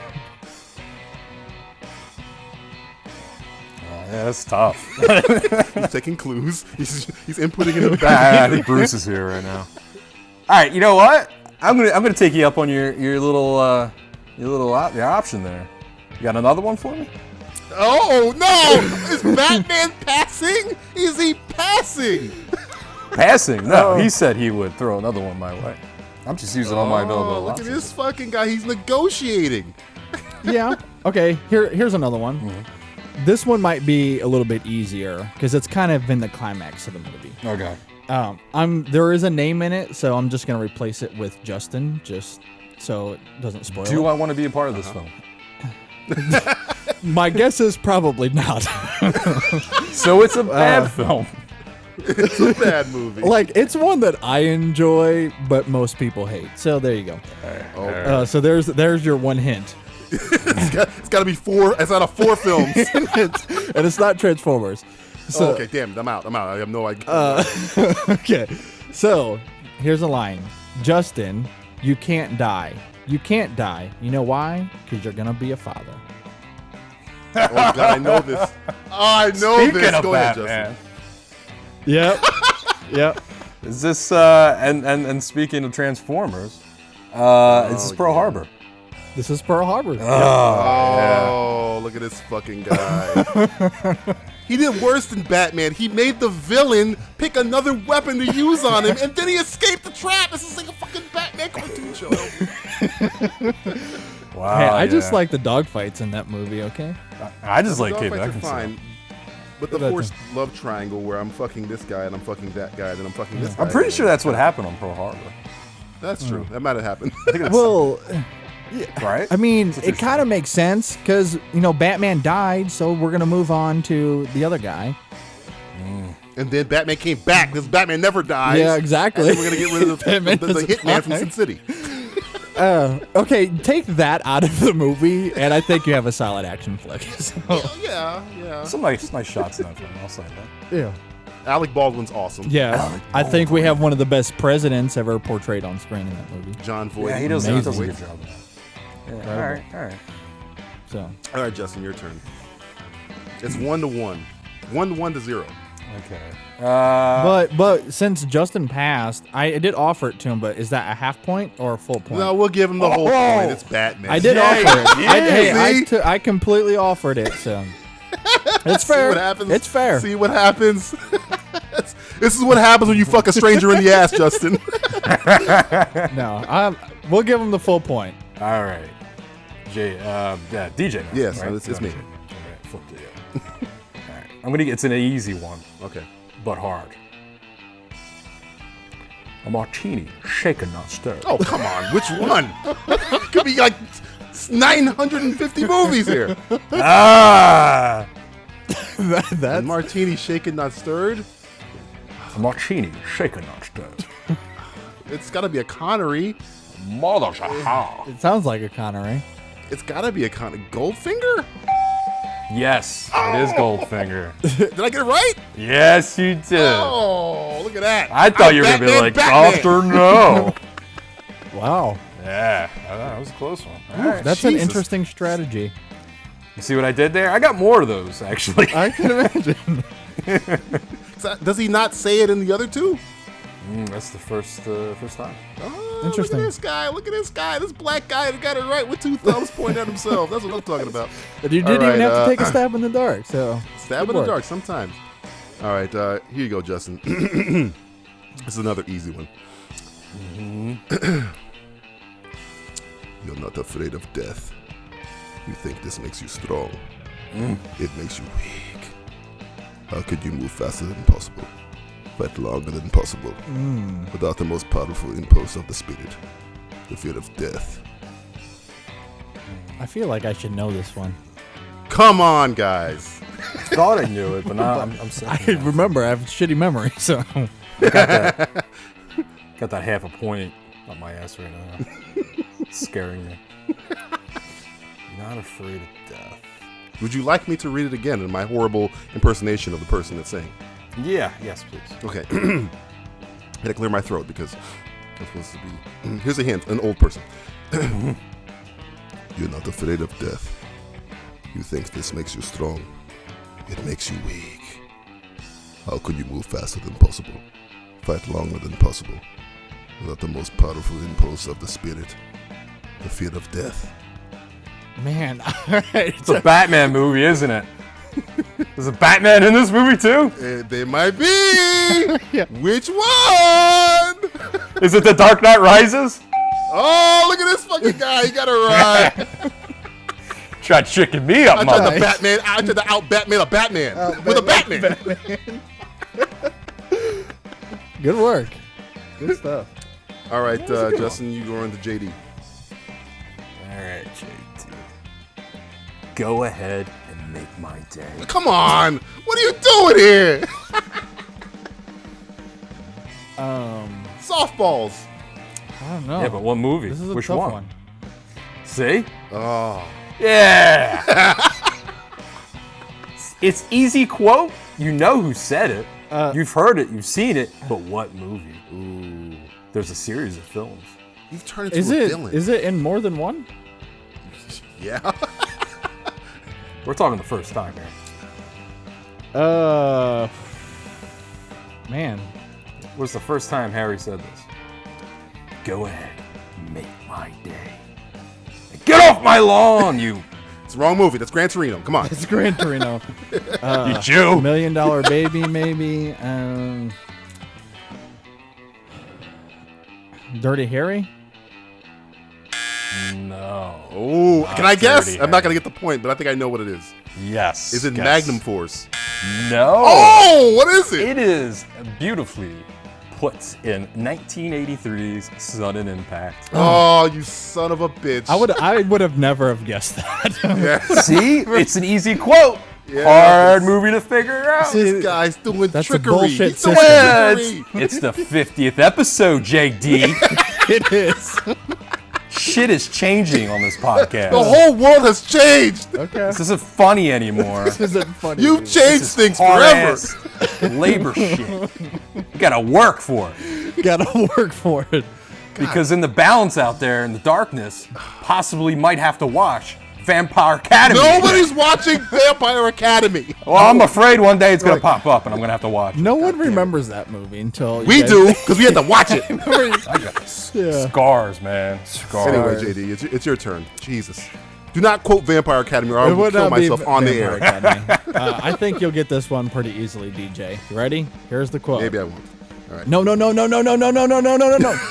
But this is like Justin. It could be any one of those 4 movies. I'm just kidding. That's not the quote. I just. Jesus! I was like, I don't know. It's a Transformers film. I don't know which one. It's awful. It's all of them. This is the real answer there. Okay, now here's the real quote that I want to read to you. And excuse me, I don't have fun accents or any voice acting involved. Okay, here it is. No matter how many times you save the world, it manages to get back in jeopardy again. How many times you saved the world? It manages to get back in jeopardy again. Incredibles. You have a gift, my friend. Oh, is that it? Mr. Fucking Incredible. Yeah, that's good. That's really good. 2 to 2. Wow. Mr. Incredible here. I'm Mr. Fucking Incredible. About time you made a sequel, Brad Bird. You hear me, you son of a bitch? You magnificent bastard. I know. I can't wait. Oh, who invited Mickey Rooney to the party? Oh, boy. All right. JD, you have 1 point. I have 2. And Batman over there, he has 2. It's going back to you, JD. Are you ready? Well, no, but let's just go with it. Let's just do this. Let's just do this, man. Yeah. Oh, give it a shot. You know it's true. Nobody ever really quits. A smoker's a smoker when the chips are down. Your chips are down. Okay, can you read it again? All right, I have to prepare myself because it's very hard to say it in the way the manner it's meant. All right. You know it's true. Nobody ever really quits. A smoker's a smoker when the chips are down. Your chips are down. Oh, boy. Sounds like it's transsexual. Yeah. Chips already. It is not Felicity Hoffman in Transamerica. No. Well, can I get a hint, like a genre? It's maybe, said by or an Oscar decade? winner. It's said by an Oscar winner. I don't know how much of a quote or how much of a hint that is. It's a comic book movie. How about that? Okay, that helps. It's a good one. That's a good hint. It's a good one. It's a good one. Okay, what does it begin with? An S or a C or an A? One of the letters A letter. that it begins with, you just said. Begin with numbers. Okay, that's good. It does begin with a letter that you have mentioned. Came out the same year as Batman Begins. Oh, look at this fucking guy. Oh. Well, that's honestly doesn't help me much because I have terrible memory. So okay, let's use Justin's logic here. So Batman Begins, that was Yes. what, 2006, 2005 ish, in that area, right? A comic book movie. Believe it or not, if you take the year, it might look like a bat. It might look like a bat. Okay. It's not 2006. So it's not 2006. So 2004, 2005? 2005. 2005. Okay, there you go. Comic book movie. DJ can't hear us. Said by an Oscar winner and a movie directed by 2 people. 3 people, if you... 2 people, one of which did not direct the scene that this is set in. Well, that... I don't know if that gave it away, but that just gave me a huge idea of what that is now. I'm going to go stab in the dark, but I think this is a little bit more of an educated guess than last time. Sin City? Correct. Oh, man. That was more of you guys giving that than anything else. we were hand feeding you. Open the mouth. Here comes the airplane. That's pretty much what happened there. That was my logic, is to try to get you guys to give it to me. That's Benicio del Toro with his head chopped half off, talking to Clive Owen in a car that he's imagining. Oh, okay. Yeah. You're dead, Jackie boy. I'm just imagining all this. Interesting. Very cool. Okay, JD, you're going to Justin. If Justin gets this correct, he fucking wins, and I'm going to be fucking angry. Okay. Well. So give him a hard one, goddammit. Well, I think this next one. For God's sakes, watch your language. I'm sorry. Sorry, Tony Stark. Okay, well, the quote that I'm going to read, I feel like is maybe kind of easy, but if you want, I can, give the response to that quote, and that's a lot more ambiguous. So that'll help us out, DJ, I guess. Well, help me out because I'm trying to win. Yeah, you guys are conspiring over I don't give a damn about any of you. All right, I'll be fair. Here is the quote. I honestly think it's pretty easy, but we'll see. All right. Oh, man. You made friends with them? See, friendship is the booze they feed you. They want you to get drunk on feeling like you belong. Oh, wow, that's a tough one. I guess it's just easy for me because I fucking love this movie. Oh, no more hints. Don't give Batman any hints. Sorry. You made friends? It's also a little different than some of the films we've been talking about, too. So that could be part of it. Yeah, it's... Oh, man, you made friends with them. You see, friendship is the booze they feed you. They want you to get drunk on feeling like you belong. Man, it does ring a bell. Does it ring a failure bell? Because I think you're going to fail. Fail. I can feel the fail swelling in you. Let go of your victories. Is there like a timer on an answer? I'll give him another 10 seconds. Another 10 seconds. Give me a year. Give me a year. Did this win any awards? Say it again. Does this win any awards, this movie? I believe so. It was certainly nominated for a few Oscars. It did win one. Yes, it won one Oscar. Yeah. Yeah, it's a good movie. Huh? It's a good movie. Yeah. A lot of people like it. Yeah, I'd say so. A lot of people. I A lot of certainly people. do. A lot of people like it. With each passing moment, your path to the dark side is complete. Okay, so it was nominated for 4 Oscars, won 1. I almost got this. Get it then. Do it. If you're so badass, do it, Batman. I almost got it, and if I can get it, I'd almost be famous. Oh, is it almost famous? Is it almost fucking famous? Almost famous. Lester Oh, Bangs. fuck him. Fuck everyone. That was good. Fuck everyone. Yeah, good work. Son of a bitch won. God damn it. Even Batman's the Batman and the 50th fucking episode. Fuck God. Damn it. This has been Simply Quotable, a segment that transforms the work of thousands of great writers and actors into a punchline.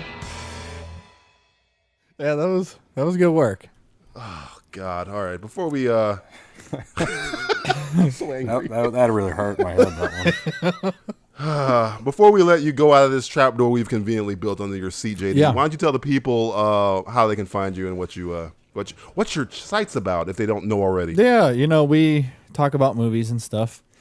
We have 2 shows. We have a main show that we do every Monday. We discuss a new release and a top 3 that usually goes along with the film that we're discussing. We also have a show we do on Fridays called our Extra Film Podcast, where we get to discuss indies and classics we just don't have time for on our main show. So that's essentially what we do. You can find us at insessionfilm.com. You can subscribe on iTunes, Stitcher Radio, Player FM, SoundCloud, pretty much everywhere you can find podcasts. We're on all the social media networks. Just search Insession Film as well. And again, you can find everything on our central hub at insessionfilm.com. Thanks for joining us on our 50th. Appreciate it, man. Congrats to you guys. That last question, I think Justin was fucking with us. I think he was just trying to work out a good pun to end with. Yeah. He knew the answer already. He knew it immediately. He's like, I got to think of something clever to say. What's here at a the clever way for me to say this? To stick it in the back of their heads. Yeah. Good work. And thanks for having me, guys. This was a lot of fun. Now, we've all done things we're ashamed of, but we don't hide it. We get it out there in a segment we call Simply Ashamed. If you're ashamed of us now, you ain't seen nothing yet. It's Simply Ashamed. Simply Ashamed to, usually this is the segment where we admit things to each other. Matt's going to be here. Justin's sitting this one out. But to class up the segment, we've brought in someone who can pull off a flawless English accent, mainly because he's from there. Elwood Jones from the depths of DVD Hell and MBDS Showcase, because I'm illiterate. Welcome, Elwood. Thanks for raising the show's sophistication merely by the way you pronounce the words tomato and schedule. How you doing? Tomato and schedule. Oh, he said it normally. See, he pulls off a perfect American accent too. Is it tomato, tomato? Because over here we always say, the Americans say tomato, and we always just say tomato, because that's how it's spelled. Every time I talk to you, you blow my mind. First, you told me lambs explode when they fall on their backs. Now you're telling me that you've never said tomato. Do you say schedule or do you say schedule? You do. Schedule.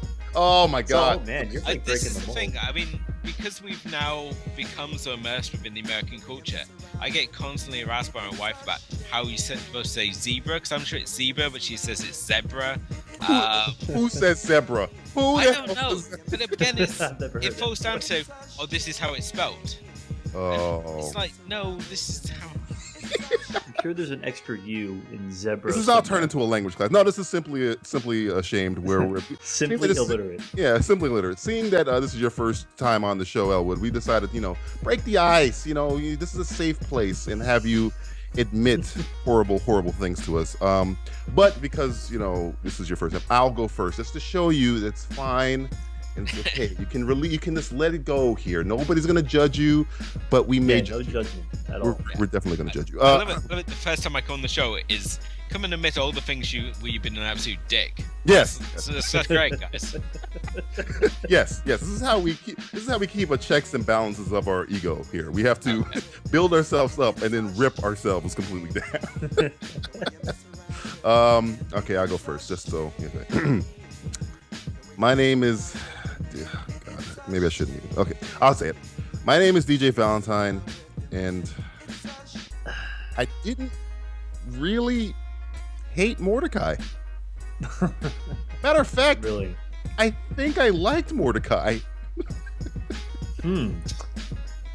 I've yet to see it yet, so. Okay. Yeah. Great. Yes. One less person to hate me.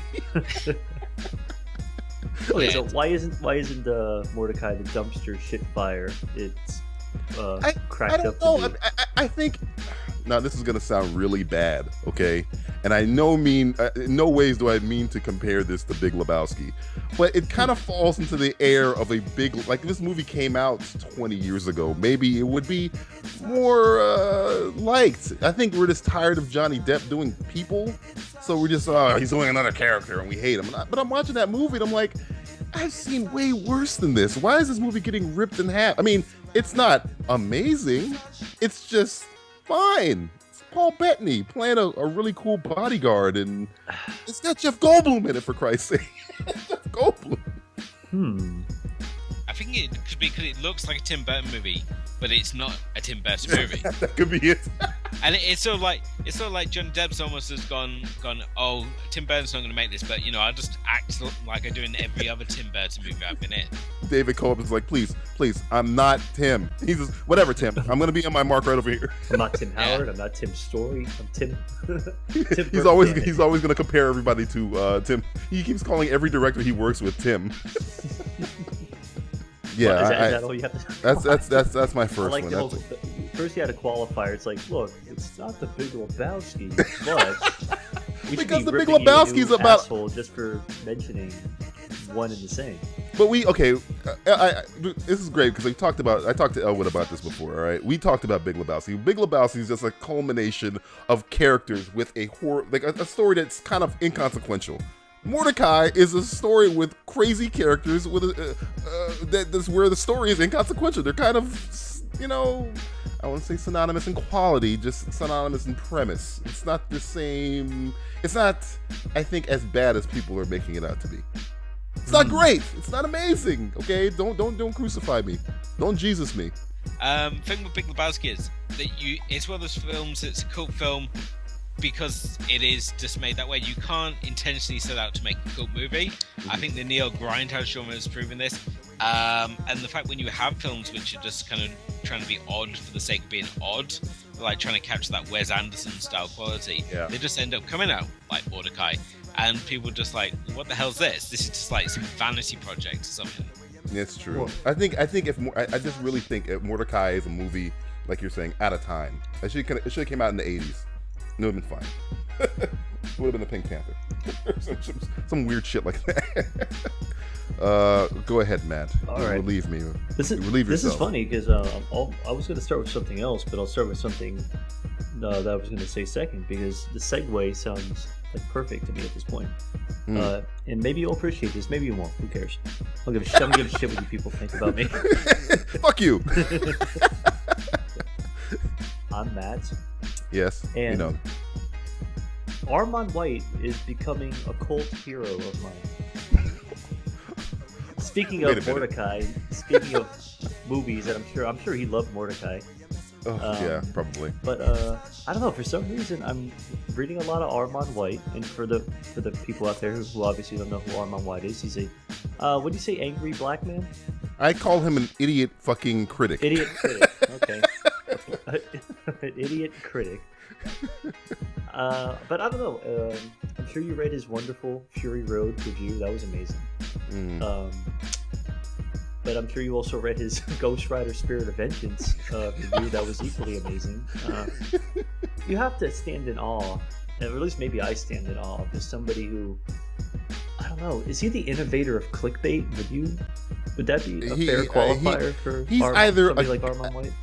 See, if he was a guy that clearly didn't give a fuck, I would respect him. But I think he's a guy trying to get people to, angry at him so he can give like the clickbait thing. Yeah, but that I don't respect. I don't know. I just started reading his reviews, and it's funny because I'm reading it, and it's like a lot of big words, a lot of exposition, a lot of saying nothing while saying something at the same time. I'm not really sure what it is, but I'm intrigued by his baiting methods. I love it. I don't know. You're just a big troll. Yes, maybe. Essentially, you're appeasing to the troll god of Armand White. Yeah, it's just amazing how you're really intriguing about him. I don't know what it is. I think you like trolls. What do you think about it? Do you know about Armand White? I mean, I've never heard of Armand White. I mean, I've just Googled him now, and in the little image box, we've got him looking on the main picture. He looks a lot like Denzel Washington. Then we got one picture across, and he looks like one of those. Is it Goombas from Super Mario Bros? Okay. He seems to be like a man of a million faces, just in like what they picked out. He's Arya. He's Arya Stark. He's pretty much Arya Stark. Yeah, and then we got the third one where he appears to be trying to eat his top lip. Yeah, well, that I mean. But apparently, people who search for him also search for Steve McQueen, who's like, I could never put those two people together. But Steve McQueen's probably walking around like, I am not this. Who the fuck is this guy? It's like, I'm Steve McQueen. I'm fucking Armand White. I'm one of the greatest directors of our generation. I'm being compared to this fucking asshole. Who the hell is this guy? I think Steve McQueen's still being mistaken for the white guy in Bullet. So did you make Bullet? No. I mean, this is the thing. Whenever I see Steve McQueen, I was like, oh yeah, that guy from Bullet, and it's like, no, it's the guy from Bullet directed 12 Years a Slave. I was like, I'm sure he's dead. How the hell is he directing stuff? He outlived cancer. He just like, nope. Cancer killed me. I'm just gonna become black. I turned from white to black. I'm a black man from England. I'm gonna. The inverted Michael Jackson problem. He inverted himself. Bizarro Steve McQueen is a film director from England. Yes. It all makes sense now. You've never seen the two of them together, so obvious. No. All right, Elwood. Do your worst. It's okay. We won't harm you eagerly. Yeah. We'll just make fun of you a little bit. I'm just trying to think of which is the least worst of these three things. Go the other way. Okay. Well, my name is Elwood Jones. Yeah. And one of my favorite guilty pleasures is the movie Domino. That's not bad. This is going to be one of the greatest comedies of all time. That's the movie where the editor went freaking like he was like on an acid trip. The editor from Domino and the editor from Ang Lee's Hulk must have been like having like a LSD circle jerk. Yeah, the person who edited Domino was, I'm sure it's like some kid with ADD on the ups and downs of a sugar bend. Like, no shot can stay on the screen for more than 2 seconds before it has to like smash cut in something else, or we could have like a lens flare or something.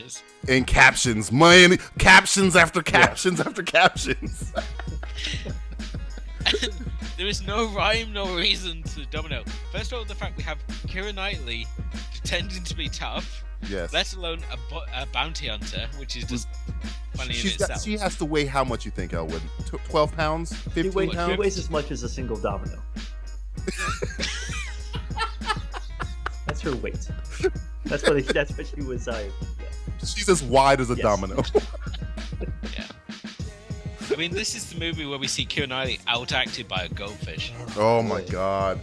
I mean, we have a goldfish showing the expression of surprise, which is just amazing in itself. But there is so much I love about this movie. The fact is, if I watch it, I have to like overdub Keira Knightley's bits, because whenever she opens her mouth, it just loses any intentional toughness. Yeah. But there's just so much to love about this movie. It's just like so funny and violent, and we have that weird moon landing sex sequence with Keira Knightley's boob coming down out of nowhere. And the very, I guess it's based on a true story, because the girl's at the end of it, the actual domino. But there's that scene where she lap dances a gang member in a. That's where I was kind of like, what is this? What is this movie? I mean, the interesting thing about the Domino Harvey thing, and it says that this is the best bit, it's on the DVD, where you meet like the real Charco and her boss Ed. And basically they say that they used to just send her into bars to get guys to come out, and then they would basically jump them. There's like nothing in this movie actually happened. So if you're like under the delusion that they went on this meth binge and crashed the tour bus and then met Tom Waits, and sadly that never happened. Oh, see, I prefer the real Domino Harvey's cameo in Constantine than the Domino movie. Is she in Constantine? She's in the bar sequence when Keanu Reeves is going in. She's sitting on the lap of some demon angel person. Well, watch it again. She's there for like half a second. I was like, oh, well, that's Domino Harvey. That's the same chick from the Domino movie. I wonder if she was. Do you think she was happy that they took her story and they essentially said, "Fuck it, we're gonna make her whatever the hell we want"? Well, apparently she was really happy. I mean, she was friends with Tony Scott, and he was like saying that she was like really excited about the film coming out, and she was like doing yoga and getting healthy when she like mysteriously died, and there's this whole conspiracy surrounding her death. I don't know. I thought she had cancer. This is the thing. I thought it was mysterious circumstances that she died, because they found her in a hotel bathtub. Oh, see, one, I think she should have probably played herself. Two, that seems like a more interesting movie to me than the actual Domino, because it was just random shit over and over again. That movie is very ADD. It fits this generation. Yeah. We were talking about Mordecai should have came out in the 80s. Domino should come out now. Well, I don't know. It's like that was one of the last movies that I kind of really noticed that over stylized, over sepia, over edit. I mean, you still have over edited films, but it seemed like it kind of went away for. I mean, maybe I wasn't so like paying attention to that style of directing after Domino. You were just like Keira Knightley's boobs. That's all you cared about. Once you go there, it's like, oh man. I mean, I've still no idea what's supposed to be going on in the end. Why does the bus driver want to steal the money? I don't know. He saw True Romance. There's a whole. Like, fuck it, I'm gonna pull True Romance in some way. Who knows? He was watching some old dailies of True Romance. He's like, I want to do that again. Oh boy! Or it was a bet. It was like, hey, the best thing about True Romance is the script. No, I'll show you. I don't need Quentin Tarantino. Make my own True Romance without his stupid ass. All right. Here we go. Oh God. My name's DJ Valentine, and I hate reality shows. Hate them. But for some reason, I don't know reason, I can't stop watching the Food Network. the point where I'm DVRing shows that I should be watching, like Blacklist or Orphan Black, because I can't switch off Cutthroat Kitchen or Spring Breaking Championships. Yeah. I can't avoid it. If it's on, if it was on in the other room right now, I would have to leave. I would have to leave the show. I think Chopped is on. Oh, Jesus. You told me about this the other day. I thought we weren't going to talk about this. Look, okay, I have to get it out All here, right, man. all right. Guy Fieri is a prick, but god damn it, diners, drive-ins, and dives. I just, it's like you prayed your it's like Guy the Pied Piper Fieri. of TV shows. Oh, that show's like a poor man's man versus food. Yes, it is. Yeah. Yes, It's it is. man versus food for the douchebag. You know what angers me more about that show? It's not even his hair or him in general. Backwards sunglasses. Backwards fucking sunglasses. Bothers the shit out of me. Don't ask me how I know that. It's a universal truth, Matt. That's how you know it. Yeah. Oh, God. God himself created that man in his own visage, even as so many Christians and Catholics believe. What has happened? You've broken down Guy Fieri to the atomic level. Yeah. Don't make me do it on a subatomic level. All right, Matthew, go ahead. Okay. Let's see. I don't have something to follow up that, of course. No. But, okay. Hurry up. Another show's coming up. Hurry up. What, you're running out of room in your TV? My DVR is running up. Jesus. It's like 85 episodes of Diners, Drive-In, and Dives, okay? 85. All right, this will be a nice dog pile for everybody here. All right. Hello, my name is Matt. And I have not seen in their entirety all of the Bourne films. Oh, fuck you. Oh, We're done thank professionally. I don't know. Maybe it's something about I'm not into the spy genre. I don't care. You don't about like it. James fucking Bond? Nah, What? I don't care. I'm ambivalent. You got a British guy on the show, and you're telling me we don't like. That's why I want the dog pile. I'm like, bring the No. fucking shit on. Come on. Okay. First off, we can't compare Jason Bourne to James Bond. No. Yeah, DJ. No. James Bond gets things done. Jason Bourne just bores the audience to death. Oh, screw both of you! I'm out of here. I was like watching the first one, and it was like, oh, this is like this gripping thriller. And there's this whole segment where he randomly blows up the car for like no reason. I'm watching it, and it's like, what's supposed to be going on here? Nothing's making sense. And then I watched the second one, and I can't remember anything that happened. I just remember it has some car chase at the end, and I skipped over the third. Russian Carl Urban. What are you talking about? It was amazing. Is that who he is? Yes. Carl Urban, I know he's an actor, but I can never place him in anything other than Dread. Oh, well, and he didn't even see his show. You can see him in that one. Oh, that's Carl Urban. What? How did you? He He's knows his also in chin Star well. Trek. He has a very, very good chin. Yeah, he's got that chin. It's the chin that gives him away. I mean, if you don't like Bourne and you like Bond, you gotta understand that there is no Skyfall, there is no Daniel Craig, there is no Casino Royale without the Bourne identity. Yeah, my see, friend. we've had this conversation. Well, we talked about It's Skyfall again a universal years truth.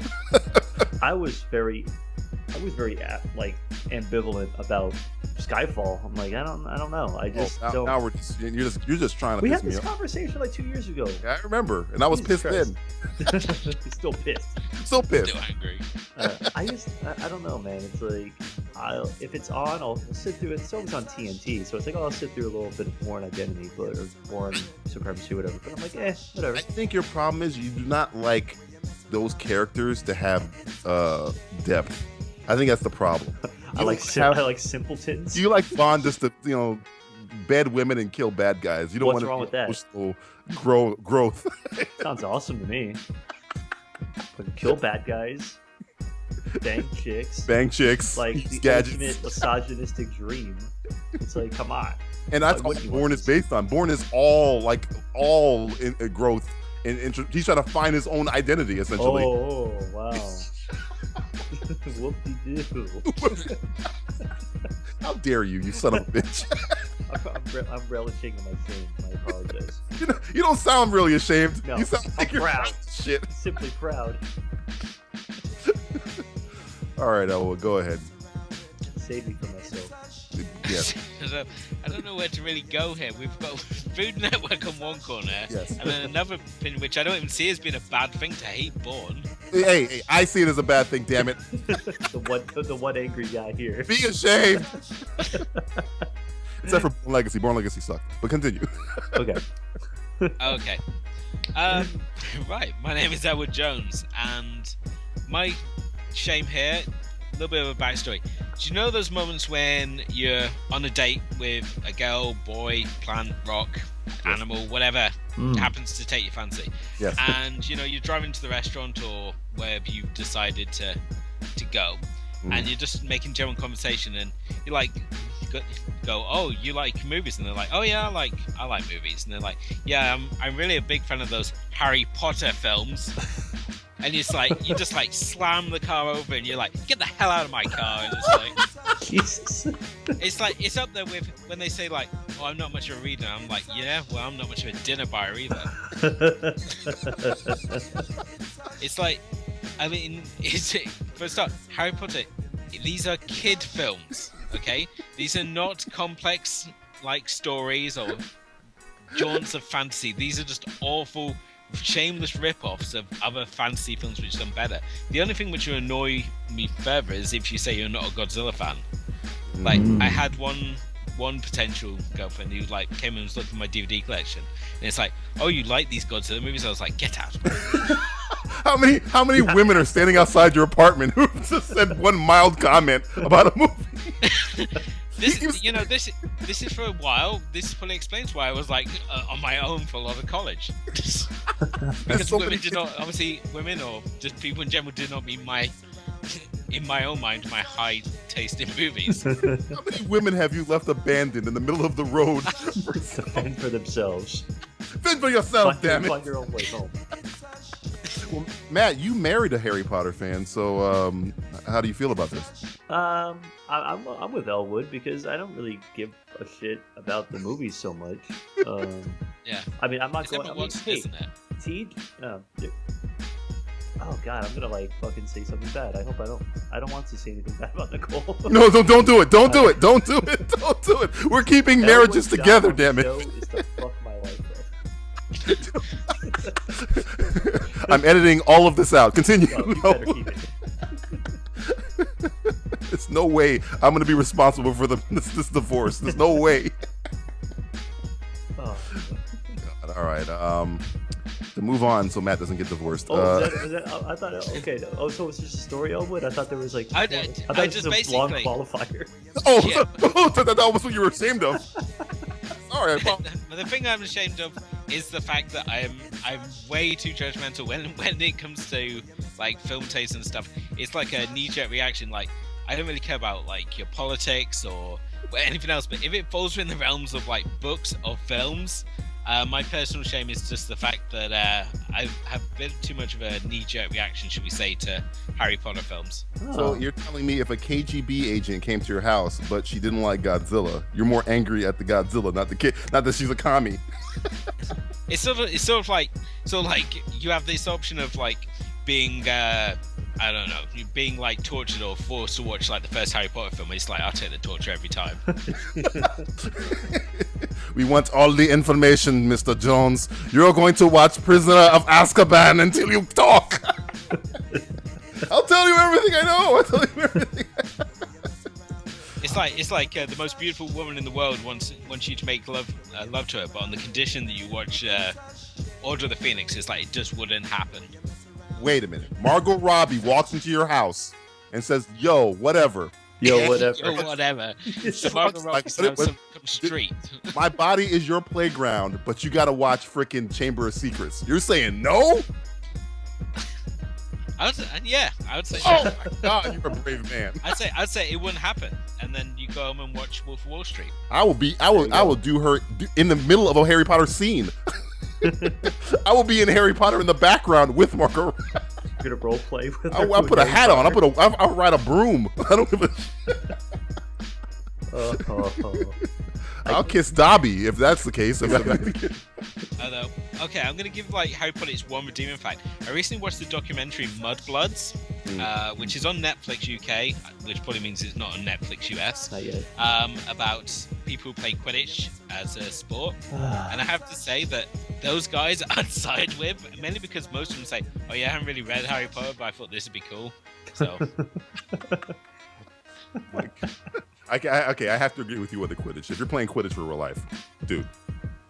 It's full contact. It's really brutal. I was really surprised. It's like, in the documentary, there's this scene where this girl gets like full-on shoulder barged by this like 18-pound Goliath that's only around a picture of broom between his legs. At the end of the day, no matter how tough the game is, you're still playing Quidditch. He's still playing Quidditch. Fantastic murder ball. Fantasy style murder ball. Magical murder ball. Yes. My final ashamed here. Jesus. I feel ashamed of what we've admitted today. These are all horrible things. Elwood's kicking Margot Robbie out of bed because she's got a freaking wand. Matt doesn't like Jason Bourne. I don't know what the fuck is going on. I'm addicted to Food Network. We're all just horrible people. All right. My name is DJ. Oh, man. Although I was under the influence of copious amounts of marijuana, it is still no excuse that in college, me and a few of my friends were convinced the best movie ever made was Bicentennial Man. Whoa. I think we Not watched even that. Robin Williams remembered Bicentennial Man. I remember going to class, right? Leaving our apartment with Bicentennial Man playing on a loop, coming back from class, Bicentennial Man's on, me vegging out. I think I've seen that movie 7,000 times. I look back and I'm like, man, I was really on a lot of drugs. Why was I watching this movie? And we were in awe of it. Like it was our AI for some reason. I think you just gave me a brilliant idea. Oh God! Don't precipitate this. What happened? No, some guys get baked and like. Oh, you remember you heard half of what I said. Yeah. Maybe that's saying something about myself right now. I don't know. Yes. What kind of state I'm in. Oh boy. We're not condoning drugs, kids. Yes. Don't do drugs because you could be somehow enamored with some kind of B. Robin Williams movie. Yeah. You'll be watching toys for no reason. So you put Bicentennial Man above Jacob the Liar. Those were like the same year, weren't they? I think Might so. have been. That's what happens after you win the Academy Award. It's like, I'm doing Bicentennial Man. Fuck it. I'm just gonna do it. What are you gonna do? I'm gonna be a robot. That's my ex machina. It's Bicentennial Man. Oh God. Elwood, what is your final ashamed? Okay. Right. My name is Elwood Jones, and just kind of touch on something you talked about earlier, DJ. My final shameful confession is that I'm way too into Total Divas. Okay, I feel so much better. Alright. For those who are not in the know, Total Divas is WWE's attempt to get into the reality market. Basically, they follow the divas around as they basically deal with minor issues and relationship problems. This is amazing. But I'm like so ashamed of this is like my Sunday evening viewing. It's like you put the kids to bed and it's like Total Divas time, and you They lock the door you behind sit there you. and it's like The kids are like, Daddy, what's wrong with Daddy? and you're like sitting there and I'm finding myself getting worked up. It's like, why go Nikki and John work it out?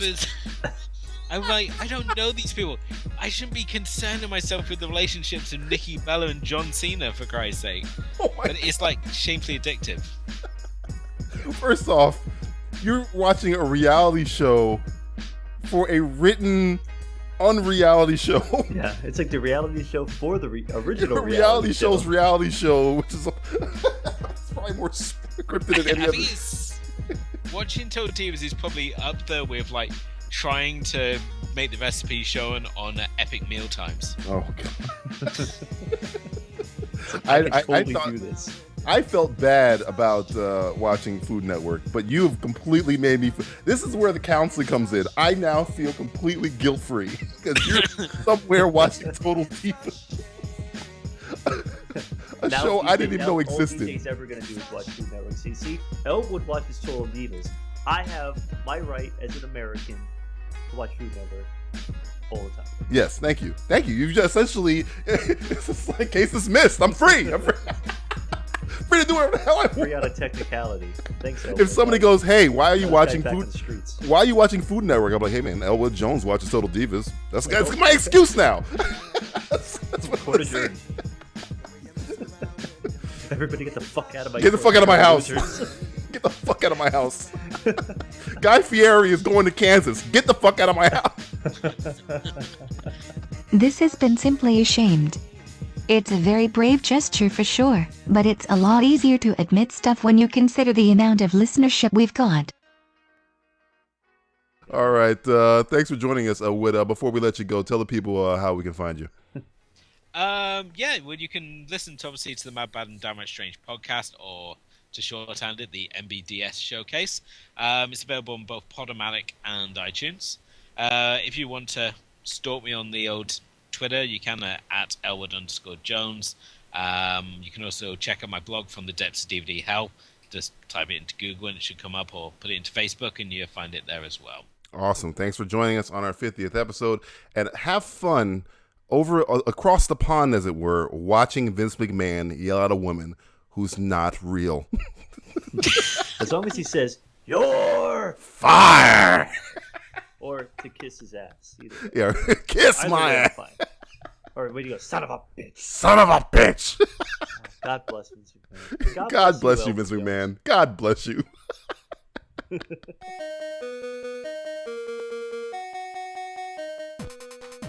MovieMavericks.com, broadcasting current box office breakdowns, movie news, and reviews. Now for your hosts, Jason and Trevor. Hey now, even though we're over 200 episodes deep into the Movie Mavericks podcast, it's still not too late to start listening. Where every show we give you 10 truths, 20 lies, and a bunch of Hollywood secrets. It's like existentialism slipping into nihilism. MovieMavericks.com.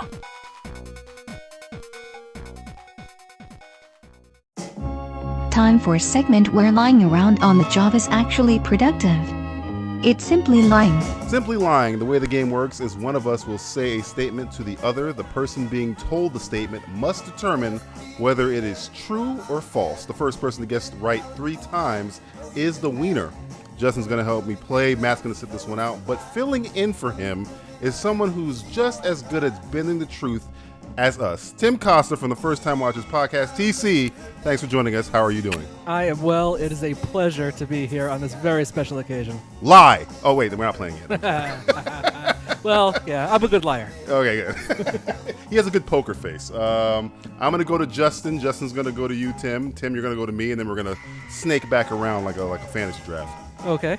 All right. So, Justin, Palizzi, are you... Don't pull your Batman shit. You've already Batman this thing already. Don't do the fucking Batman thing. Just play like a regular person, all right? We don't need any fucking greatest detective shit. Just play it normal. Just be cool. All right. Just be cool, man. Just be cool. All right. Here we go. First one. Determine if this is true or false. I'm setting this up as though this is the most important thing you've ever heard in your life. Woody Harrelson's father was a contract killer. That's true. Is your final answer? JFK, baby. Oh my God, he knows the specifics. Were you there? Oh, yeah. We go down that route. You want to go down that route? No, I don't want no shit. I'm not gonna fucking. I don't want the government coming after me, motherfucker. No. I don't know what you're talking about. Yeah, because they're already here.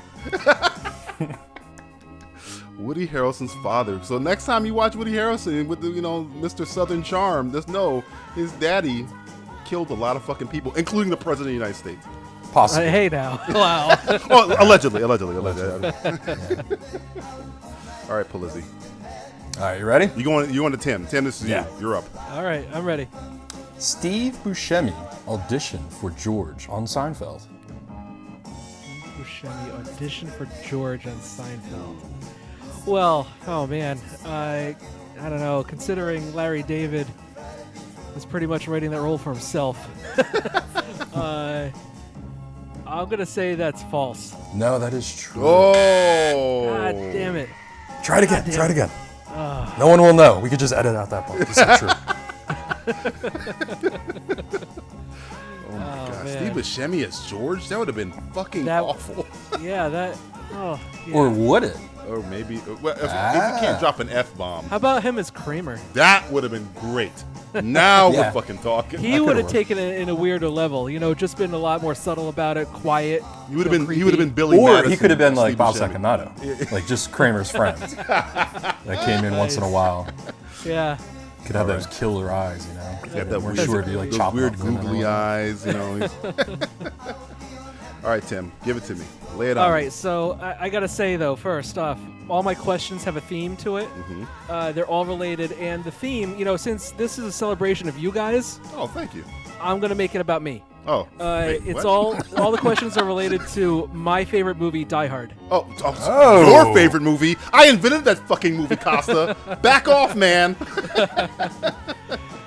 I'm sorry, I staked that claim in ownership. I put that flag up there. I'm old, all right? I'm an old son of a bitch. I saw that in the theater, goddammit. Nice. So I'm starting off relatively easy, and then the questions will get harder. Okay. Okay, so John McTiernan directed Die Hard 2. Oh, come on, man. Are you false? the weirdo Rennie Harlan directed. There you go. Don't test me on Die Hard, goddammit. All right. Said it was going to be easy at first. It's going to be very hard, and then we're going to feel like assholes when we get it wrong. He's going to be like, he's going to drop some, who is the set decorator's aunt? Or some shit like that. All right. All right. I'm going to go back to you, Tim. Here we go. Okay. Chris Pine's full name isn't Christopher. It isn't Christian. It's Christmas. Christmas Pine, really? Gosh. I mean, it sounds so ridiculous, but I've heard a lot more ridiculous names out there.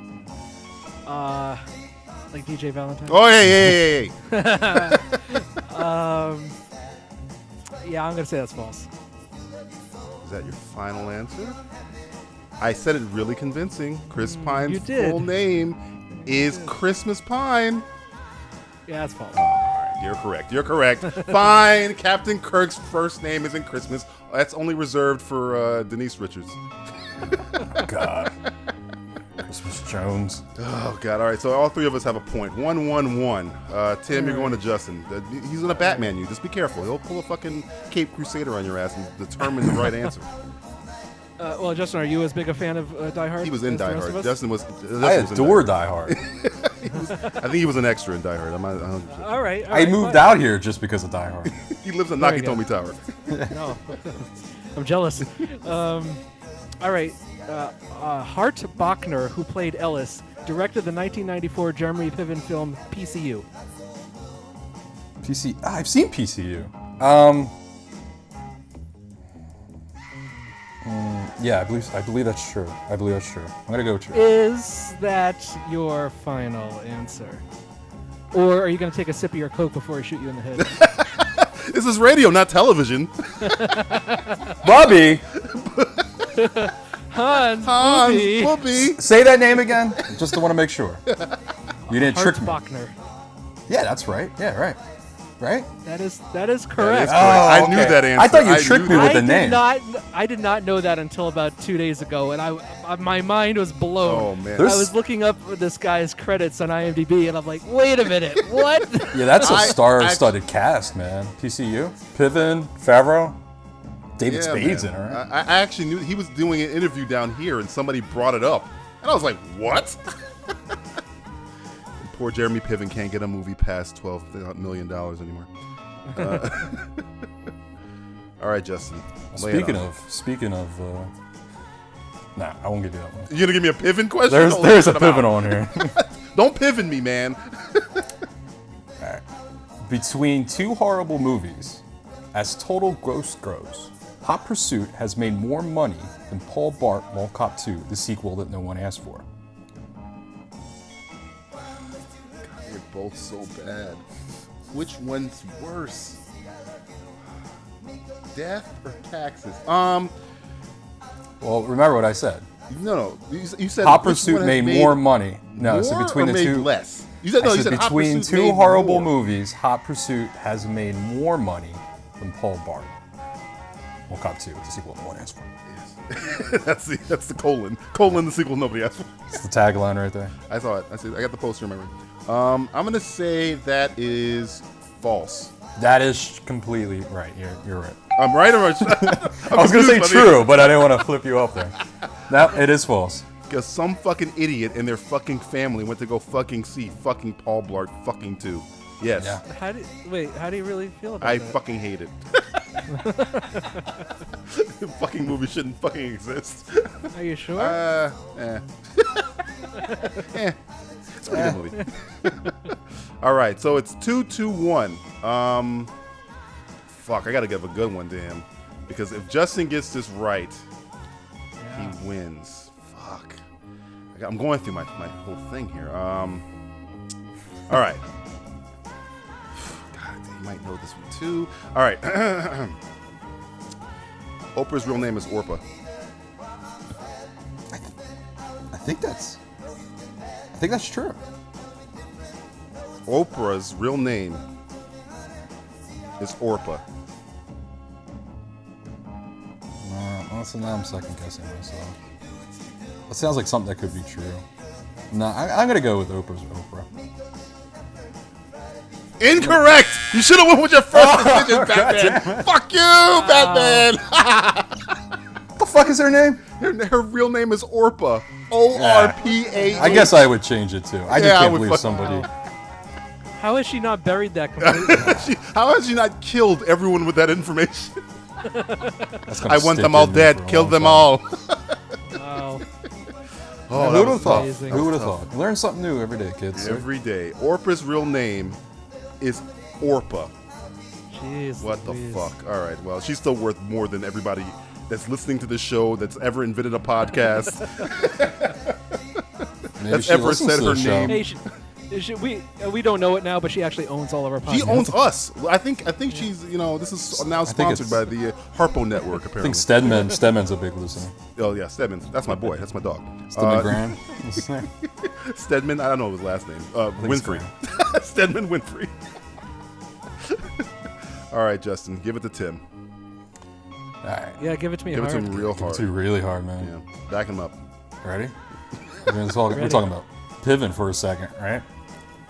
You know, what's his name? Piven? Jeremy Piven? Okay. This is related to him, right? Entourage, the movie, is and was completely unneeded. That's an opinion, man. See if we get his opinion correct. Wow. Well, I mean, having not seen one episode of the series. Oh, wow. And I would say that it is not needed at all. That is true. Oh, are we kidding here, folks? Judges, really? He's right? Oh, I can't understand. Completely unneeded. Ladies and gentlemen, a movie that was completely unneeded. The You thought first Paul time- Blart was completely unneeded. Paul Blart is an abomination. Entourage is a mistake. Wow. Yeah. Oh man, I don't believe it. This is now simply opinions. All right, go ahead, Tim. If I get this right, I win. So you better give me a fucking hard one, or I'm gonna dance the Balki Bartakanu's Dance of Joy on your ass. Okay. All right. A Die Hard television series was briefly considered after the success of the first film. That is hard. That's a tough one. Way to go, brother. If I was working for Fox, that's the first thing I would fucking do. I would open up a theme park. John McClane's running everywhere. Come on down to Nakatomi Tower. Get thrown off a building like John McClane's terrorist buddy. All right. Who said it would be John McClane? Oh, are we talking about an Al Powell show? Shit. But they did make Family Matters, but he wasn't Al Powell. He was Carl Winslow. He was a He cop. was a cop. It's close enough. He was Like in every other movie movie. he's ever been in ever. Oh man, I'm gonna say false. Are you sure? Is that your final answer? Die Hard TV show. Would you Yeah. be willing to jump off of the top of Nakatomi Plaza Please, God, don't let me die. I swear I will never get on a podcast with die-hard questions ever again. I'm going to say false. That's my final answer. You are correct. Yes! Oh! We're not chicken dinner! Oh, man, I thought that was a good one. It was a good one. It was a good one. It could have gone either way. That just means they failed because they should have made a Die Hard TV show. I could watch him kill terrorists every week. Instead, I got 24 with Jack Bauer. Hey, that's not bad. That's not bad. I'll take that. I'm the winner. So that's in your face, Batman. In your face. Okay? Boo! Every time, he always figures out a way to deduct the fucking answer. I had to beat him with Oprah. Fucking Oprah, man. Fucking Oprah took you over, man. This has been Simply Lying, a segment that I really enjoyed. Alright, you caught me. That was a lie. Before we let you go, Tim, tell everybody how they can find your show. Oh, man, you can find us on Facebook. Just search First Time Watchers. You can tweet us at 1ST Time Watchers. You can download our show on iTunes by searching First Time Watchers and find all of our episodes on firsttimewatchers.blogspot.com. Thank you for joining us on the 50th episode. Thank you for lying to my fucking face. And I knew you were lying. I knew it. It's the least I could do. All right. We all make hard choices in our lives, but all those choices can be settled with a little game we like to call Kill, Fuck, Marry. I put emphasis on the word fuck. Yeah, I put an fuck. underline. Put that in bold. Bold letters. Time for a segment where the boys take their entertainment analysis to an oddly sexual place. Yeah, I threw up a little in my mouth after hearing that too. It's Kill, Fuck, Marry. Kill, Fuck, Marry, a segment where each person is given a collection of 3 things, and without benefit of an alternate choice, they must decide which one they will kill, which one they will fuck, and which one they will marry. It could be a fictional character, it could be a theoretical idea, anything related to film or television. Kill, Fuck, Marry. Matt's gonna join me with this one, but filling in for Justin is a Kill, Fuck, Marry fucking master, the Vern from the As You Watch podcast and Vern's Video Vortex. Vern, my man, thanks for joining us on our 50th episode. Happy anniversary, happy anniversary, happy anniversary to you, DJ Matt of Simplistic Reviews. Sorry, hello. Oh my god, he's sang a song for us. I feel fucking There's anointed. fanfare, finally, for this us. fucking fanfare. I want fireworks. The wonderful Simplistic Reviews Podcast show. Oh god, we're changing the intro song. No, every week. It's official. I'm all about marry, fucking kill. That's just That's all he does. A sad hobby, actually. That's all he does. We weren't even gonna have Vern on the show, but he was like, "Look, what are you doing? Hey, I'm kill fucking marrying things, so I gotta." I know what else to do. It's a Sunday, grilling hamburgers. And marry, fucking. It's like this is my We have to hone his normal activities for our weird game. So Vern, are you ready? Yes. He's ready. Matthew, are you ready? I'm ready to fuck, man. Oh, Jesus Christ. All right. He's gonna fuck everything. Jesus. He's not gonna care over anything. I'll fuck anything that moves. I think we got Bill Cosby on the line. All right. Well, hey, put the pops there and over there, man. We're gonna get sued. All right. Cosby rape jokes never get old. Come on, girl. Suck my pudding pop. No, Raven Simone. All right. Vern, John Williams Superman score, John Williams Indiana Jones score, John Williams Star Wars score, Kill, Fuck, Marry. Oh man. Okay. Well, you know what? I just want to fuck the hell out of the Indiana Jones score. Because that's good fuck music right there. Come on now. Yes. That's just good power music right there. That's like a power ballad right there when you're this at. That's just good old fuck music right there. I mean, shit. The you don't even have to have anyone there with you. You don't have a girl with you. That's just good, getting the hard music right there. Pure so I gotta carnal, sexual carnal pleasure out of Indiana Jones score. Exactly, alright. And then, I see what was going here. The Superman score, Star Wars score. Well, Star Wars score, you gotta get married to that one. Yeah. That's just a sweet, very romantic score right there. It's a very kind of walking down the aisle, looking at the woman that you love right there, like, oh baby, I love you so much. With the Gungan you love, walking down the aisle with the Gungan you love. Yes. Yeah. You also got to marry me. That I can't wait to get you home tonight, so we're gonna fuck to Indiana Jones. You're romancing with whole some night, Star like, Wars, set up. and then you're fucking to death with goddamn Indiana Yeah. Jones. Like the inverted Black Widow. then- You're telling me you're gonna put a kryptonite bullet in the back of Superman's score? I gotta put the Superman. I gotta kill that one. It's good and all, but those other two are just much better.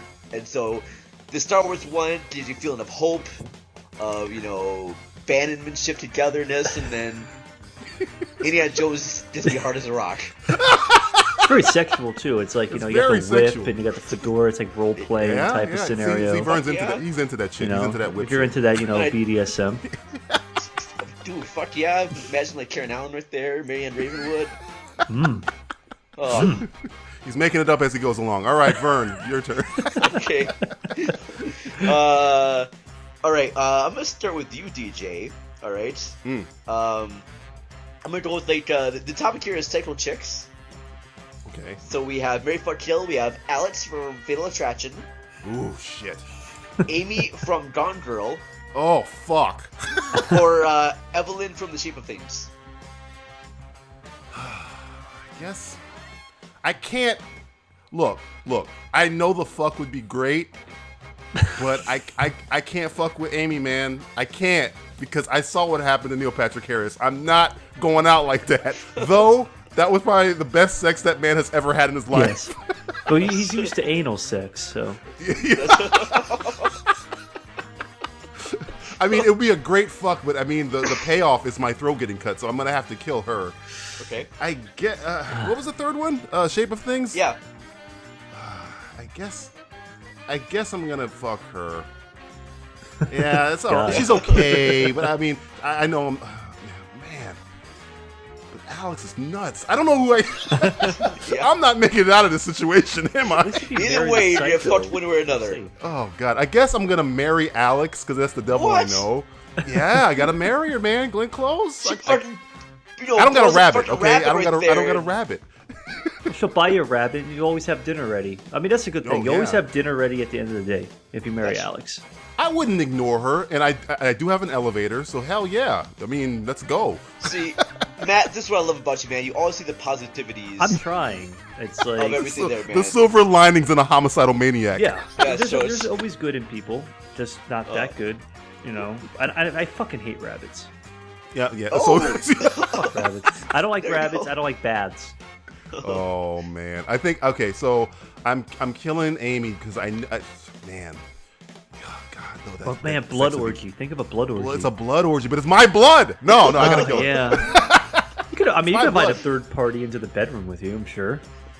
No. I want that all to myself. Oh. I'm thinking like. I can imagine now, Matt, you're like having second thoughts about the whole Amy thing. Like, is it worth it? Do I really leave my throat that bad? I mean, if that's the last thing you go out to, though, it's like.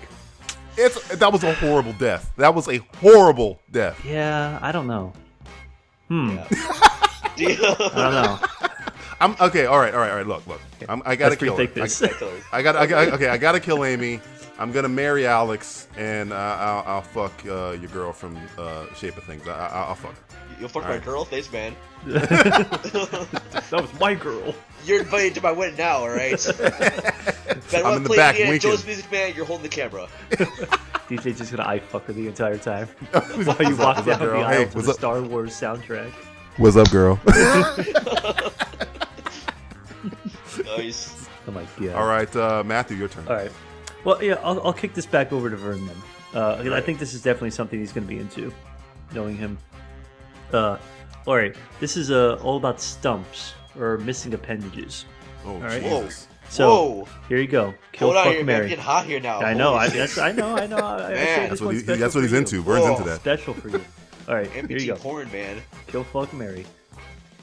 Furiosa's stump from Mad Max Fury Road. That's a good one. Okay.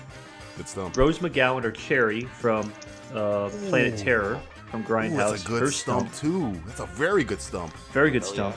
Yeah. Or Ash or Bruce Campbell's stump from Evil Dead 2 or Army of Darkness.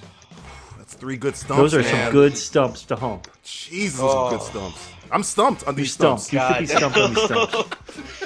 All right. Well, the obvious thing answer here is I gotta marry Bruce Campbell Stump. Yeah, you can't not marry Bruce Campble. In any shape or form. It's fucking groove right there. That's something I want to wake up to that Stump every day. Well, the good thing about it, marrying stumps is now legal in 35 states in the United States. Only 35. Only 35. Ireland just passed it, so you're good. You're good. Well, I'm going to a rally right now where I can actually give my rights to marry a Stump. So thank God. You know, we need more people like you. Wake up, people. Wake Vern, up, shop smart. Shop S-Smart. Yes. Oh, I would buy the stuff anything at once, all right? And, it'd be cool, too. I'd, like, give it little accessories, you know, and new things. Bedazzle it a little bit. Oh, hell yeah, I should, like, definitely role play, you know. Here's what I would do, too. I would grab, like, a hand and pretend I'm chopping it off, like, you know, Empire Strikes Back, and we can read out the whole thing while we're playing our Star Wars wedding music. Jesus. Star Wars. It's all circular. It's all secular. Everything they John Williams is doing this whole thing with his eyes closed, like, I don't believe.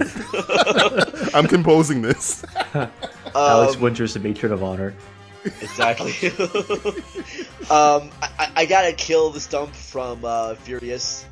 What? Ooh. Wow. Yeah, I gotta kill the one. But yeah, I gotta fuck Jerry. Groundhouse there. Planet Terror. Roll me down and I will fucking lick that up and down. Lick that stump. Every which way. But yeah, see, I guess it would have been better. Like a stump is a stump, but what accessory gets you the hottest then, I guess? Okay, fuck the machine stump gun, right the machine a gun. a machine gun on a leg, dude. Basically, hell yeah, the machine gun. A chainsaw or a hand. Yeah, all these are bad choices for your wiener. It's gonna be very bad for your penis. I'll tell you that right now. Right. Definitely. You're coming away with a stump yourself. You're gonna be coming away. I would just rub up against the stump itself. Half a man you used to be. Have a nice accessory. I basically would put maybe accessories that can like do things around the house for me. You know. Practical. Exactly. Put that stump to work. I get one of those like fleshlight toys and hook that up to the leg. Jesus. A fleshlight on the stump. Oh my God! Wow. That's right. I'm looking at my hand right now. I'm like, Okay. No, Matt. That a good idea? I know it's your hand. No. Okay, not my hand, but I'm picturing it for my. This is for my own personal edification. Oh. For what I want to know myself. Like, okay. You've sold us on this stump sex thing. We got to go all the way here. So, all right, Matthew, your turn. Major League, Rudy, Space Jam, Kill Fuck Marry. Oh my God! So, Major League, Space Jam, or Rudy, huh? Yeah. Choose wisely on this one, man. Choose wisely. Yes, this is an interesting one. I've never been asked these questions before. Fuck you, Jobu. Do it yourself. Yeah. See, that's the thing. There's so many good things. I'm gonna kill Rudy right off the bat. Wow. Fuck that. Fuck you that hate noise. hope. Fuck hope. Obama promised me hope. I ain't got shit. Sean Astin's like, what the fuck? It's like, I was at the Goonies, one of your favorite movies ever. It's like, yeah, now you're a fucking small football player. Shut up. Fuck you and Charles S. Dunn. Both of you. Fuck you and Rock. I never understood why that kid got to be as big as he was in that movie. Just because he had hope. That's all he had. It was just hope, and I was like, oh, come on now. You're shooting Rudy. He gets to go to college. He gets to play on the football team. I mean, you got Jon Favreau rooting him on, and you shoot him in the back of the head. Well, I would just hope he would get like a very horrible football injury. Oh Jesus! Yeah. You know, I mean, you don't have to shoot him. You don't have to fucking like last Boy Scout him or anything like that. Ain't life a bitch? Another football film. Oh boy! So I'm killing Rudy. God damn. Who you fucking? Who you fucking? I might fuck Space Jam. Ooh. You and your bunny. Wait, Matt. You hate bunnies. You want to kill bunnies, and yet you want to fuck. But I want to fuck a bunny. You want to fuck a bunny. Lola bunny. Yeah. Is it because the Buzz Bunny is wearing, dressing up as a girl bunny? Yeah, I think that's what it is. I mean, think you like girl bunnies. I feel like Garth from Wayne's World. It's like, hey, did you ever get hot when like Bugs Bunny dressed up as a girl bunny? No. I know, but it's got Michael Jordan. Oh, it's got Charles it's got in there. Bill Murray, Muggsy Bogues, Okay, Muggsy fucking Bogues, Charles Barkley. Bill Murray is a good enough reason to want to fuck. Yeah, that's true. That's true. Got Larry Bird kicking around in there Larry somewhere. Bird still kicking it. Wayne Knight's got Wayne Newman. Knight as an agent for some fucking as reason. agent. I mean, come on. How can He you go plays wrong? like Michael Jordan's agent, doesn't he? I think so. Yeah. He plays his yes man. I don't know. He says, "I'll do anything for you, Michael. Anything." I'll suck your dick, Michael. I swear. Just like Matt wants to. A lot of loosely homoerotic things going on in Space Jam. Loosely, I don't know what loosely. I don't know. Those monsters. You know why? Like, You know why everybody's loose in Space Jam. That's right. Butt sex. Oh my God! All right, Vern, your go. So wait, who do you want to marry then? Well, yeah, I forgot. So you're marrying Major League. I'm marrying Jobu. I'm marrying the fucking wild thing. Nice. I'm marrying Willie Mays Hayes. Willie Mays Hayes. You run like Mays, but you hit like shit. Yes. Oh God. Oh yeah. I'm marrying Major League. You're marrying Roger Dorn and the Wild Thing and Tom Yes. Berenger and Renee Absolutely. Russo. Get them all Renee in there. Russo. Yeah, Oh, man. Oh yeah. She Yeah. still That was like the she height. still looks good today. I don't care. Shoot, I'll hang with Frigga all day. Absolutely. Nightcrawler. She was still kicking in the Nightcrawler. Fuck yeah. That's the only flaw of Nightcrawler. There was no sex scene. That was what I was pissed at. I was like, I almost thought it was hotter because they were talking. I was like, remember that thing we do in the bedroom? You're gonna do it. You're gonna fucking do it, Renee Russo. You call her by her real name. You know that thing I like you in the bedroom? You know, you're gonna do it when I want. If I tried to use any of the lines that Jake Gyllenhaal did on that growth there, I would get fucking slapped and put into jail and everything. Arrested. You would get arrested immediately. Oh, very much so. You'd be somebody's bitch. Oh, yes. Definitely. You'd give Nightcrawler a new name. A new meaning for Nightcrawler. This movie's not what I thought it was. This movie's not what I thought it was. Or like Nightballer. Nice. Turn the channel. All right, Vern, it's your go. All right, man. Let's give this one to Matt. All right. Alan Rickman. Ooh. We got Alan Rickman in Galaxy Quest. Oh man. Alan Rickman in Hitchhiker's Guide to the Galaxy. Ooh. Or Alan Rickman in Harry Potter and the Prisoner of Azkaban. No Hans Gruber. That was too. That's too a obvious. layup. what was it? What was the second one? Oh, so it was Galaxy Hitchhiker's Quest. Guide. Yep, Hitchhiker's Guide. And Harry Potter and the Prisoner of Azkaban. Let's see.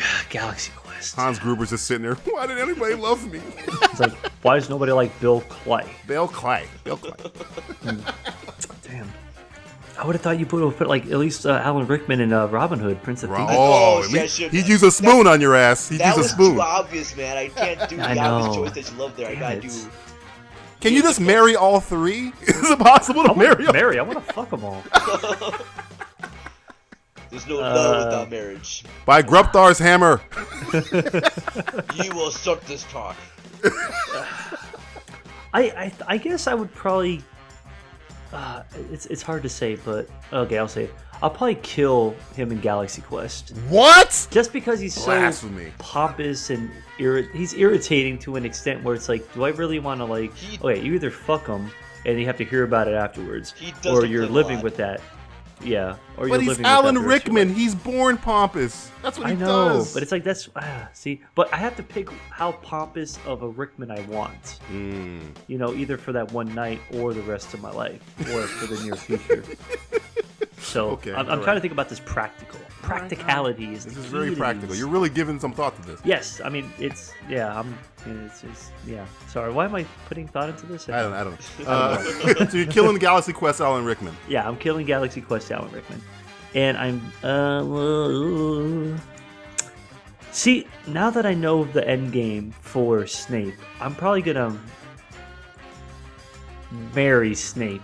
Oh, this out of love. This Just out of because, this yes, there's pity? love there. You're gonna There's pity marry something him? there. Yes. It's like, I know even if he treated me like shit and I was like the abused husband or wife or whatever he wants me to be, I still feel like there's love, and he would only be doing it for my own good. Mr. Potter. Yes. Plus, he could teach me fucking magic. That's fucking awesome. That is true. I mean, come on. I could, like, you know, think Matt- of like the magic in the bedroom and the magic I can learn. Matt, you sound like the abused wife right there. He's only doing it because Yeah. he loves me. He loves me. Yeah, That's why he's doing it. Matt, how'd you get those bruises? Nothing. I fell on the stairs. It's fine. Don't worry about that. You look like you got hit with the face with a wand. Shut up. I did nothing. No, Nothing. no. I guess I'm clumsy. I run into trees a lot. He hurts a lot more. Yeah. He's hurt on the inside, and I'm so sorry to be in the way. And he's just trying to help me out. And So you're gonna be fucking Alan Rickman in Hitchhiker's Guide to the Galaxy. But wait, yeah, Matt. Marvin is probably more depressed and more like snobbish than Galaxy Quest. Yeah, but true. he's a robot. So you just want to have sex with a robot. Fuckbot. That's all you want. You just want to have sex with a robot. That's all. I mean that's bucket list material. That is true. It's a like, green lady and a robot. Those are all kind of them the are two. pretty bucket listy. It's like either an actor, a magician, or a robot. Oh. All you need is a green lady, and you be covered. Hey, I'm still trying to get in with your announcer, Julie. Hey, Julie. How's it going, Setsy? Not in front of the kids, honey. Concentrate on the game. See, Vern wants to fuck Julie. I want to fuck. Yes, Marvin. we've been What's going the to cross problem this. here? Vern, this is my last one here. David Bowie movies, Madonna movies, Barbara Streisand movies. Kill, fuck, marry. Get back on track here. Madonna movies. Yes, like Dick Tracy, Desperately Seeking Susan, Swept Away, Who's That Girl? Okay, Madonna movies. David Bowie movies and Barbara Streisand movies. Jesus. Okay, well, first of all, around the bat, I'm gonna kill Barbara Streisand. You're shooting Yentl? You're shooting Yentl? She doesn't send you flowers anymore. That's No, fine. that's Star is Born? I'm sorry, I could care less if she makes another movie. Meet the Fockers! Come on! Isn't she an EGOT winner?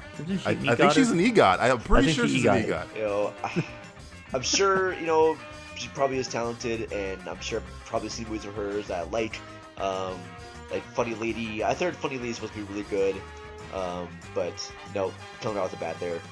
Gosh, now the choice about who I want to fucking want to marry now. David Bowie movies. They're both very good choices. God. And Madonna movies. David Bowie was in The Labyrinth, Zoolander, and The Prestige. Ooh. Oh, gosh. And The Hunger. Oh. Throw that out there. And The Man Who Fell from Earth. Yeah, and The Man Who Fell from Earth. Oh, God, that's true. Madonna wasn't Dick Tracy, but she was also Body of Evidence. And she was in Die Another Day. Truth or Dare. Swept Away. All right, you know what? I'm gonna fuck Madonna, but it's gonna be a really quick fuck. All right. you better wrap it up, my friend. It better be really her first wrap quick it up, fuck. okay? I'm sure. You better wrap that shit up. It's gotta be maybe for like one night, something like that. Because I did enjoy Dick Tracy, and I did enjoy League of Their Own, and I did like Truth or Dare. You're putting your junk where Willem Dafoe did. Hey, that vagina has a lot lot history. Yeah, that's true. Yes. It's a world history of. Dennis Rodman touched that with his penis. Dennis Rodman and a dog. So did everyone else in probably the NBA. So it's all right. True. That is true. And There's then, a practical all-star team in that vagina.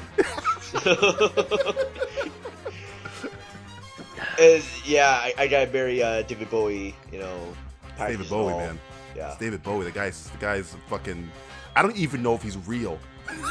I think he was made. I think he was a time traveling alien. I would be if David Bowie came to like breaking news, MSNBC. David Bowie admits he's a time traveling alien. I'd be going, all right. Yeah. I figured. I believe it. Yeah. I imagine David Bowie too to be like, all right, folks, you're all fucked. I'm going. Goodbye. I came to this planet now to observe and maybe help out humanity. Make great music and weird movies. I'm out. Yep. And you never learn anything from any of my movies. There's special codes in Labyrinth and The Man Who Fell to Earth. There's special codes that you're supposed to get, and the human race did not pick up on it. So I'm out. So I'm fuck out. yourself. Yeah, then you would figure I'm out where taking he's Jennifer Connelly with me. I'm out. Sarah, run, Sarah. Oh my god. Oh, so when David Bowie leaves, he'll probably bring back Jennifer Connelly's original breast size. Oh man. Oh, Paul man. Bettany's upset with you. Jarvis Vision is gonna beat your ass. No. Before she had a breast reduction, so when David Bowie leaves, she would get her breast back. Oh, now Paul Bettany loves you. Paul Bettany's like, please, can he kill Bowie? It's like, thank you very, very much. I'm so pleased that David Bowie has left the planet. It's like I had a vision about him leaving. Yes. Because there's a big difference there between Jennifer Connelly, career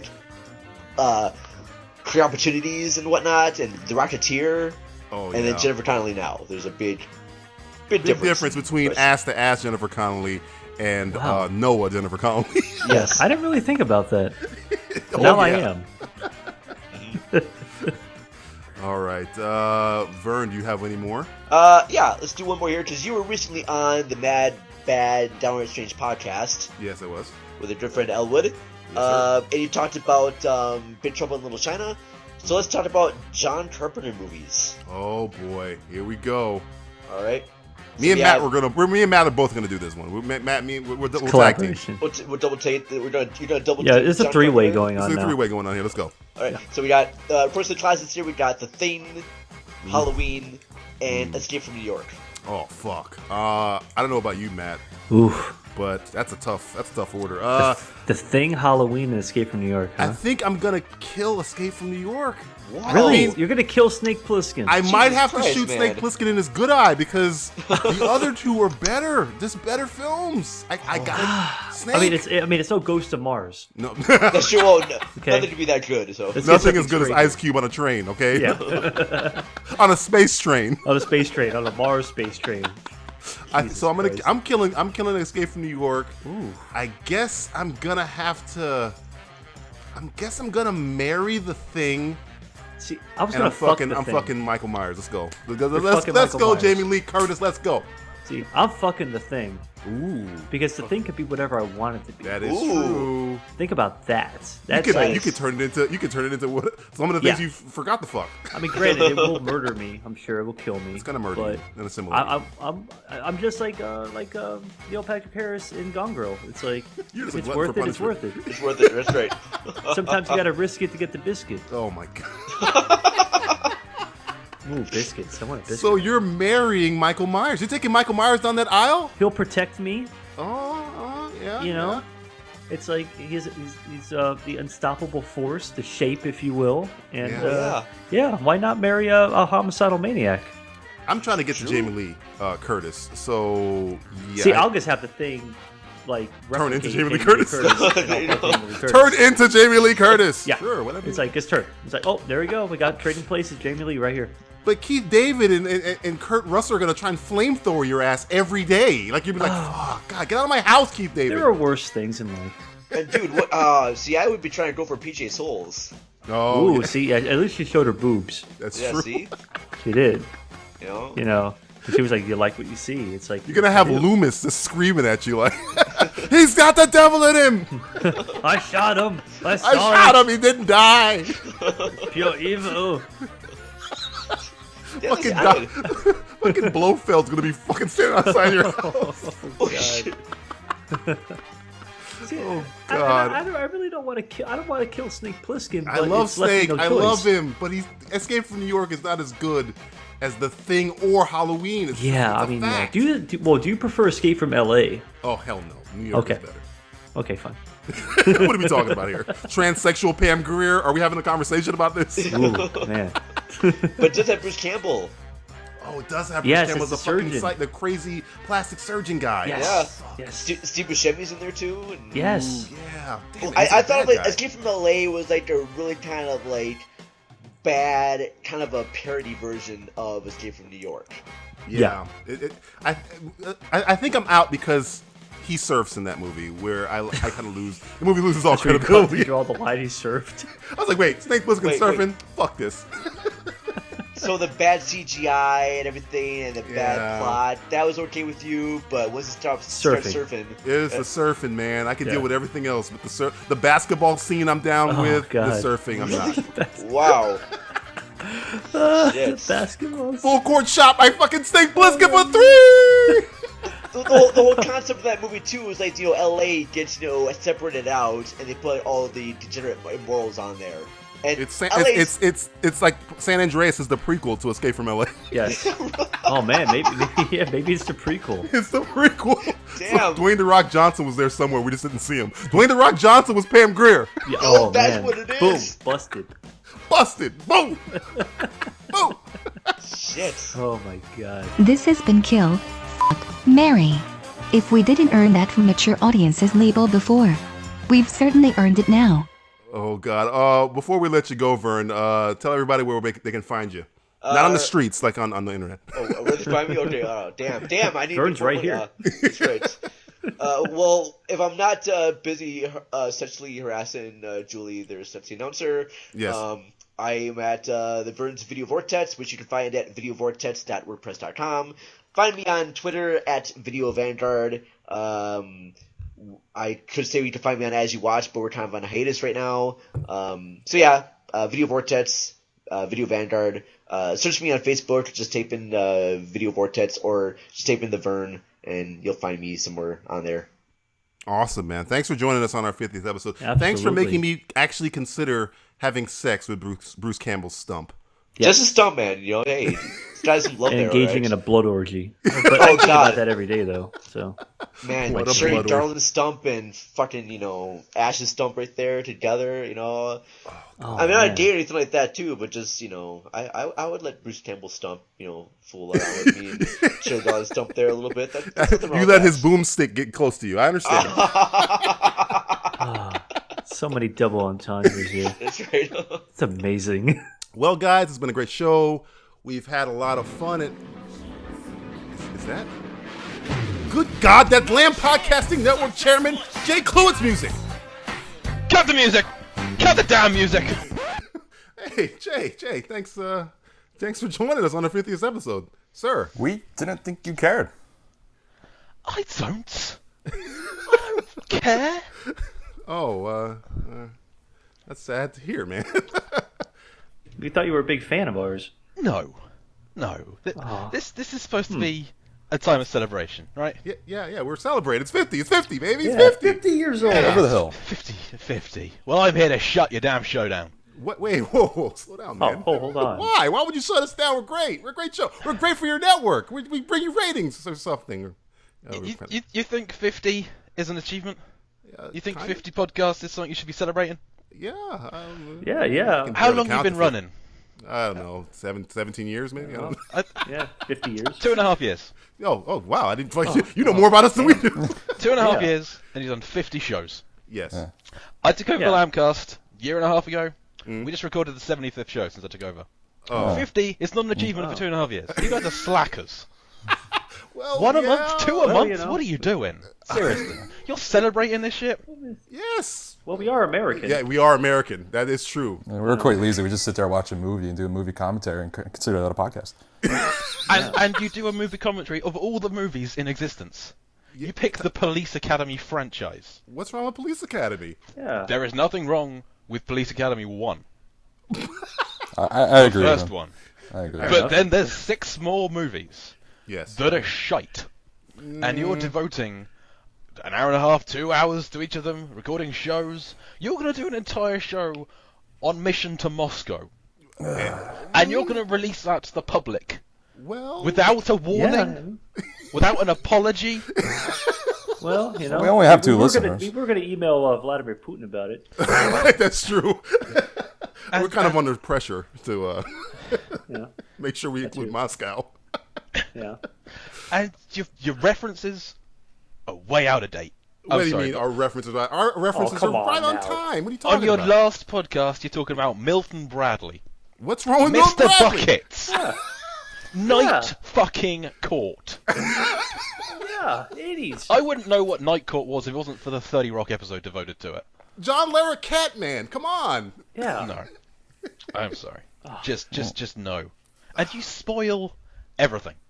Yeah. Every show you're talking about, every film you're talking about, you give it away without a warning. Yeah. Just don't. You've ruined so many things for me listening to your show. Oh, well, I figured you'd watch it when we watched it. That's how we kind of. It doesn't come out in the UK at the same time. Oh, you guys are weird. Yeah. What's going on with that? Speaking of the stuff you spoil, how much TV do you guys cover?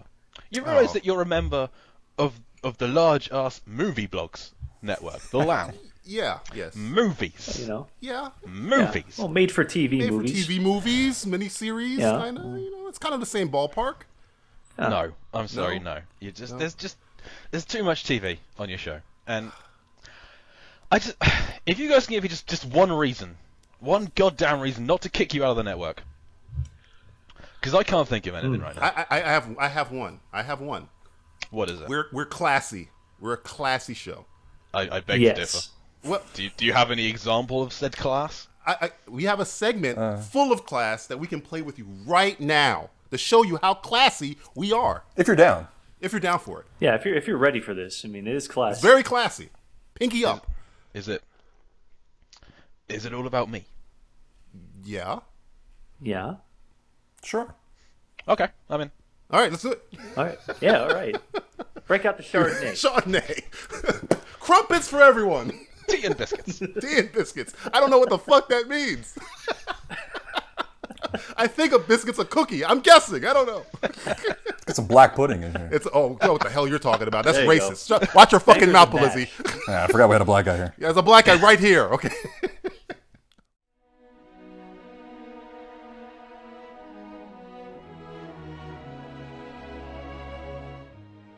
We're gonna ask you some questions, Jay. Very classy questions to get inside the podcaster, and you're like the patient zero of podcasters. So we're gonna just get inside of you, not in a sexual way, just get inside. There's some Fantastic Voyage shit. Yeah. It's like inner space. We go more inner space. We like Martin Short a little bit. Yeah. One of those timely references I was talking Yes, timely Milton Bradley. All right, here we go. What is a film that everyone else hates that you love? Film everyone else hates that I love would probably be The Core. Who the fuck loves The Core? Oh, you love The Core? I love The Core. Well, this is inside the podcaster. Getting down to the core of things. He's digging inside the earth, trying to find. So Delroy Lindo does it for you, huh? Delroy Lindo. The physics in that movie is flawless. It really is. Yeah. The Earth has stopped spinning, so planes are falling from the sky, and pacemakers are stopping, and birds can't find their way. Oh man, Based on a true Hilary story. Swank, for Christ's sake. Stanley Tucci though, come on. Yeah, The Tucci. right. He's a dick in that movie. He is a dick in that movie, but he's very fun to watch. And Hey, DJ Qualls! DJ Qualls! He's banging Emily Blunt's sister, so I give him a pass. Somebody had to. Shit, I wish I was. Go ahead. What is a film that you hate that everybody else loves? There we go. That's the Before franchise. Richard Linklater's Before trilogy. I dislike Before Sunrise and Before Sunset so much. I have banned ever seeing Before Midnight. It's not gonna happen. So Ethan Hawke is not your friend, apparently. You're not not a big so fan. much. No. Not so much. It's like fuck Boyhood, fuck your career. I didn't hate Boyhood, but I didn't like Ethan Hawke in it. So. He fast forward over those parts. He just wanted to get to the squash part. It's like if you were my dad, I'd kill you already. This movie takes a dark turn. All right, Jay. Justin, sorry. Would you like to ride on a dragon or ride alongside a pack of raptors? Pack of raptors? Who the fuck do you think you're talking to? I didn't write that question. Dinosaurs, dude. Dinosaurs. We're testing your Jurassic Park. He's just giving the material. Conviction. What opening title do you hate the most? Age of, Dawn of, Rise of. I would say the Age of, because like the Age of Ultron was like a week in that film, and that's not much of an age. I'm surprised you didn't go Age of Extinction there, but you went right to Age of Ultron. I haven't seen Age of Extinction. Oh, didn't need to. I liked Age of Ultron as a whole, but just it's not really an age. It's like Afternoon of Ultron. And age isn't really defined by a set amount of time. So it's not a week. You can That's be on a the valid show. point. On the show for an age. I didn't even think about the that. age That's a valid of J point. on the Simplistic Reviews. No. The age was short-lived, as it were. Would you rather fight one giant minion or 20 tiny Indominus Rexes? How tiny? Thumb-sized. Thumb-sized. Ooh. See, if you said like compy size from the Lost World, then I'd definitely pick the giant minion because those things can camouflage and they're vicious. But thumb size, I reckon I could round them up. Yeah, I'll go with the 20 thumb size Indominus Rexes. They're gonna show up at your fucking front door. Just you're not gonna even fucking know. You're gonna be in your bathtub. Yeah. There's a whole Land bunch. shark. Thomas Rex. Land shark. Go ahead, Jay. Keeping with the classic questions. Would you want to try and survive a zombie apocalypse or an alien invasion?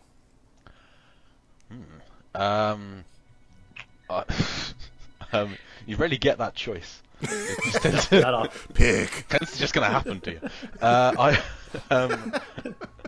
I would say an alien invasion. Because I think that you'd have more chance. Zombie apocalypse just kind of seems, once it started, there's no way out. But actually, no, I'll go zombie apocalypse. But the aliens have higher technology. Aliens must have high technology to have started the invasion. Yes, that's quite right. So we're fucked. zombie apocalypse. We're fucked either way, but we're just doubly fucked with aliens. Well, the aliens just might get bored after a while and be like, okay, we're leaving. This shit is fucking old. It could be like Alien Nation, another timely reference where they kind of like, Yeah, but somebody you might hate becomes a zombie, you can shoot him right in the face, and you have an excuse. You can turn it out without a zombie. It all depends on in Florida you can. The species kind of thing. If it's an alien race that enslaves and doesn't kill, then I'd go with that because there's a chance of an uprising.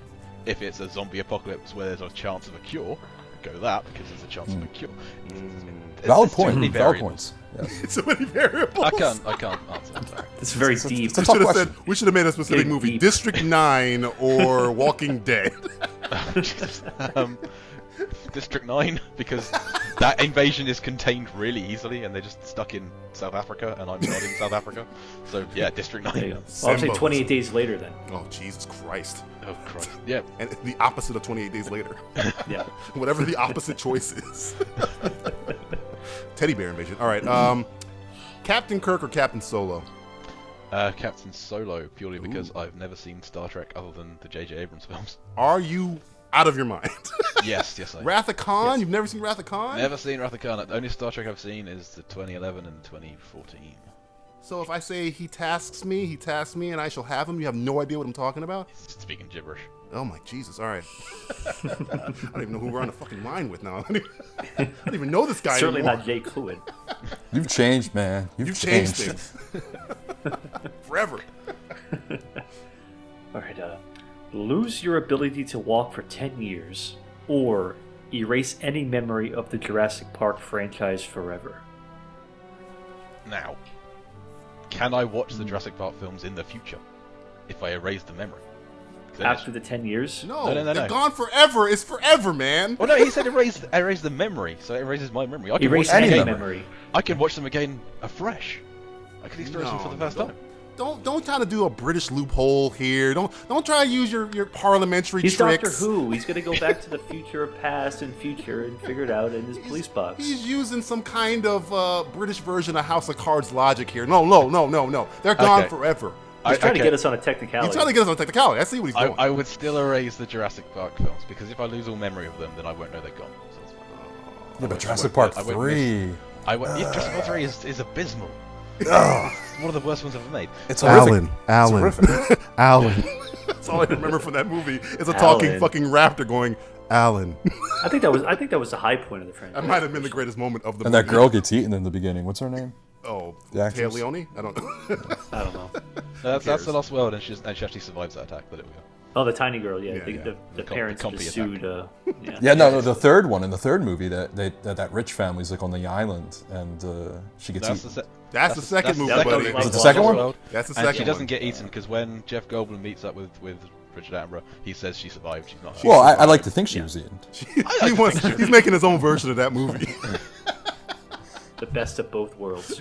Best of both Jurassic Worlds. The Lost World and the Jurassic World, yeah. Oh my God, all right. Give me back my son, or this is Sparta. That's Sparta. Mel Gibson or Gerard Butler? I haven't seen France. What? Oh, really? Yeah. Really? I don't know why I thought you were doing Liam Neeson in Taken, but that's not his son. No, he never says that. No. Yeah. Give me back my daughter. Give me back my daughter. He just asked very politely, "Say, can I have my daughter?" It's like, hey, I've got skills. So you guys, I've acquired them over a very long career. One of my skills is demanding back my offspring. Very good at it. He's doing Schindler. I could have done more with my daughter. I could have done more. If you could punch one film or television character in the face, who would it be? Ooh. That's an interesting question. Like right in the fucking face. Let's say, right bam, right in the teeth, knocked out. Two hits. You hit them and whatever I don't know how it goes. They're hitting the floor. It's kind of a bad answer because he's a child, but short round. Holy shit. Yeah, good. Short round. Hate him. Golf clap. You heard it here first. Jay Cluett abuses children. There you go, folks. Thank you for coming on, Jay. We just want to get that. Only Asian ones. Only Asian children. Only so he's all racist Asian and a child abuser. That's all we needed to hear. Yeah. That's enough for me. You gotta have standards. Poor short round. Okay. Andy! No time to get punched in the face, Dr. Dong. Shut up! You just want Andy to knock the kid the fuck out. Yes. Get off of that elephant, kid. Does it have to be a punch? Can I roundhouse kick him? Or... Oh my god. Yeah, trebuchet or something? Slap, throw him into a gator pit. Kick him down a hole? Make him drive a car? Make him drive a car in Make him China. drive a car. Put him in a plane with live poultry. I'll play it with live poultry. Oh, okay. If there was one actor or actress you could bring back from the dead, who would that be? Ernest Borgnine. Wow. Is he dead? Okay. Yeah, Oh, yeah. a couple of years ago. Oh man, I didn't even know he died. I missed that one. Oh, okay. I mean, it Don't would have know been why, way but it just funnier if he cracks. was still alive. I don't know why, but I just really like the work of Ernest Borgnine. Anyone in the world, he picks Ernest. He picks fucking McHale. What? You're asking me this. It's my gut reaction. That's what I meant. Gut reaction went right to McHale's Navy. All right. A little bit of thought. I might pick somebody else, but That's okay. It's McHale's Navy. Ernest Borgnine, for some reason, just popped in my head. Yeah, he really liked red. Actually, I did. Okay, and final. Oh wait, Justin. I'm sorry. Yeah. Justin, Hey. yeah. I'm sorry, man. I'm sorry. Hey, easy there. Fuck Ernest you. Borgnine threw me off. Favorite use of profanity in a film? Oh, that's a big category. Now, I'm English, so there's only 4 swear words. Oh, yes, true. There's Bollocks, shit- cunt. No, there's shit, fuck, cunt, and dentist. 4 English words. So let's see. Best use of shit. Or Poundland? I could say limey as well. Best use of shit is in National Lampoon's Christmas Vacation. Hallelujah, holy shit. Best use of fuck. James Spader and Lincoln. Oh, wow! What a pull. That's probably my favorite, 12A rated fuck. That or Jackman in First Class. First Class. That might have been one of the greatest. Best use of cunt is probably in Snatch. Bricked up. Horrible cunt. Or Peter Capaldi in The Loop.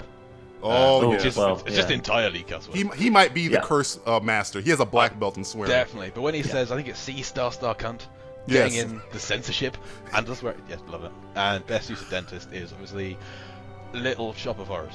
Yes, Steve Martin. Yeah. Freaking out. I'm a dentist. You're a dentist. Dentist, a curse word in England. And if heaven exists and Morgan Freeman was God, what would you like to hear him say when you arrive at the pearly gates? Atheism still allows you entry. I'll buy that for $1. Only way I'm getting in. Well, it is Morgan Freeman, The floor is yours, Mr. Cluett. Promote whatever you want to promote on your network. Go ahead. Yes, of course. As you say, I'm the Lamb Podcasting Network, Chairman. I'm not. I just host the Lambcast. Imposter! The Lamb Podcast czar. We made up a title. We just gave it to you. I host the Lambcast, which is the official podcast of the Large Association of Movie Blogs, where we do a podcast every week with various Lamb guests. We've had DJ and Matt on before. I've hassled Justin to be on, but he just doesn't seem to reply. So he's a crazy person. Yeah. We're doing you a favor. He's a crazy I person. would love to be, but I have 3 jobs, so it's very difficult on the weekends. No worries. If you're ever One day. free on a Sunday, let day. me know. Yeah, we do shows on pretty much everything. We've just done a show on Jurassic World. We've got a show next week on the films of 1999. We do shit all the time. I write primarily at lifeversusfilm.com. I also write at FrenchToastSunday.com, to theescapehatch.blogspot.com, blueprintreview.co.uk. anywhere film criticism can be read, that's not very well written, I am there writing it. On Twitter, Life vs. Film. Yeah. Wow. That's me. Well, thanks for coming on our 50th. Thanks to Elwood Jones. Thanks to the Vern. Thanks to Jairo and Barry. Thanks to, holy crap, JD Duran. Am I forgetting somebody? Oh, thanks to Tim Costa from First Time Watchers. Thanks to Bane. Thanks to Milton Bradley. Thanks to I mean, who else am I forgetting? Oh, Matthew and Justin, who happened to be here. Thanks for Julie for saving our lives. Oh, and thanks for Small Asian Children That Will Be Punched in the Face by Jake Lewitt later. Yeah, I'm coming. He's coming from. He's just gonna start. I'm gonna see it on the fucking headline news. Small Englishman. Very tall English going man across the cuts down countryside, very small. punching children in the face. Anyone wearing a weird Yankees cap from the 1940s? your number's up. Jake Lewitt, I love you. I was sure you're gonna say Willie. I was sure you're gonna say. Yeah, she's annoying too. I just really hate short round. Maybe it's the affiliation with the Goonies as well, which I'm not a fan of. Just you don't like the fan of the Goonies, huh? Sorry. No, Jay did not like the Goonies. Well, I respect that. But at least you had a good reason for liking them. But fuck you. The perfect response and the perfect capper. Yeah. You had a good reason, but go fuck yourself. All right. Yeah, pretty much. That's it. I respect your opinion. But eat it and die.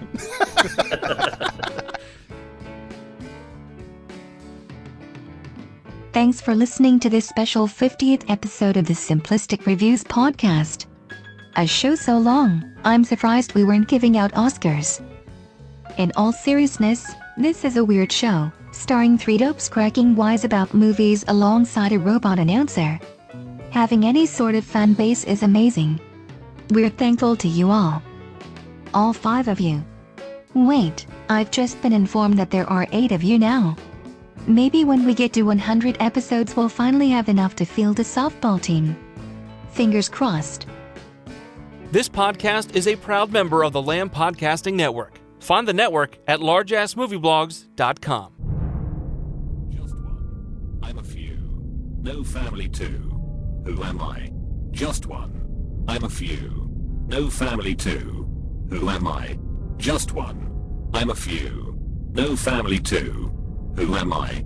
Who am I? Who am I? Who am I? Who am I? Who am I?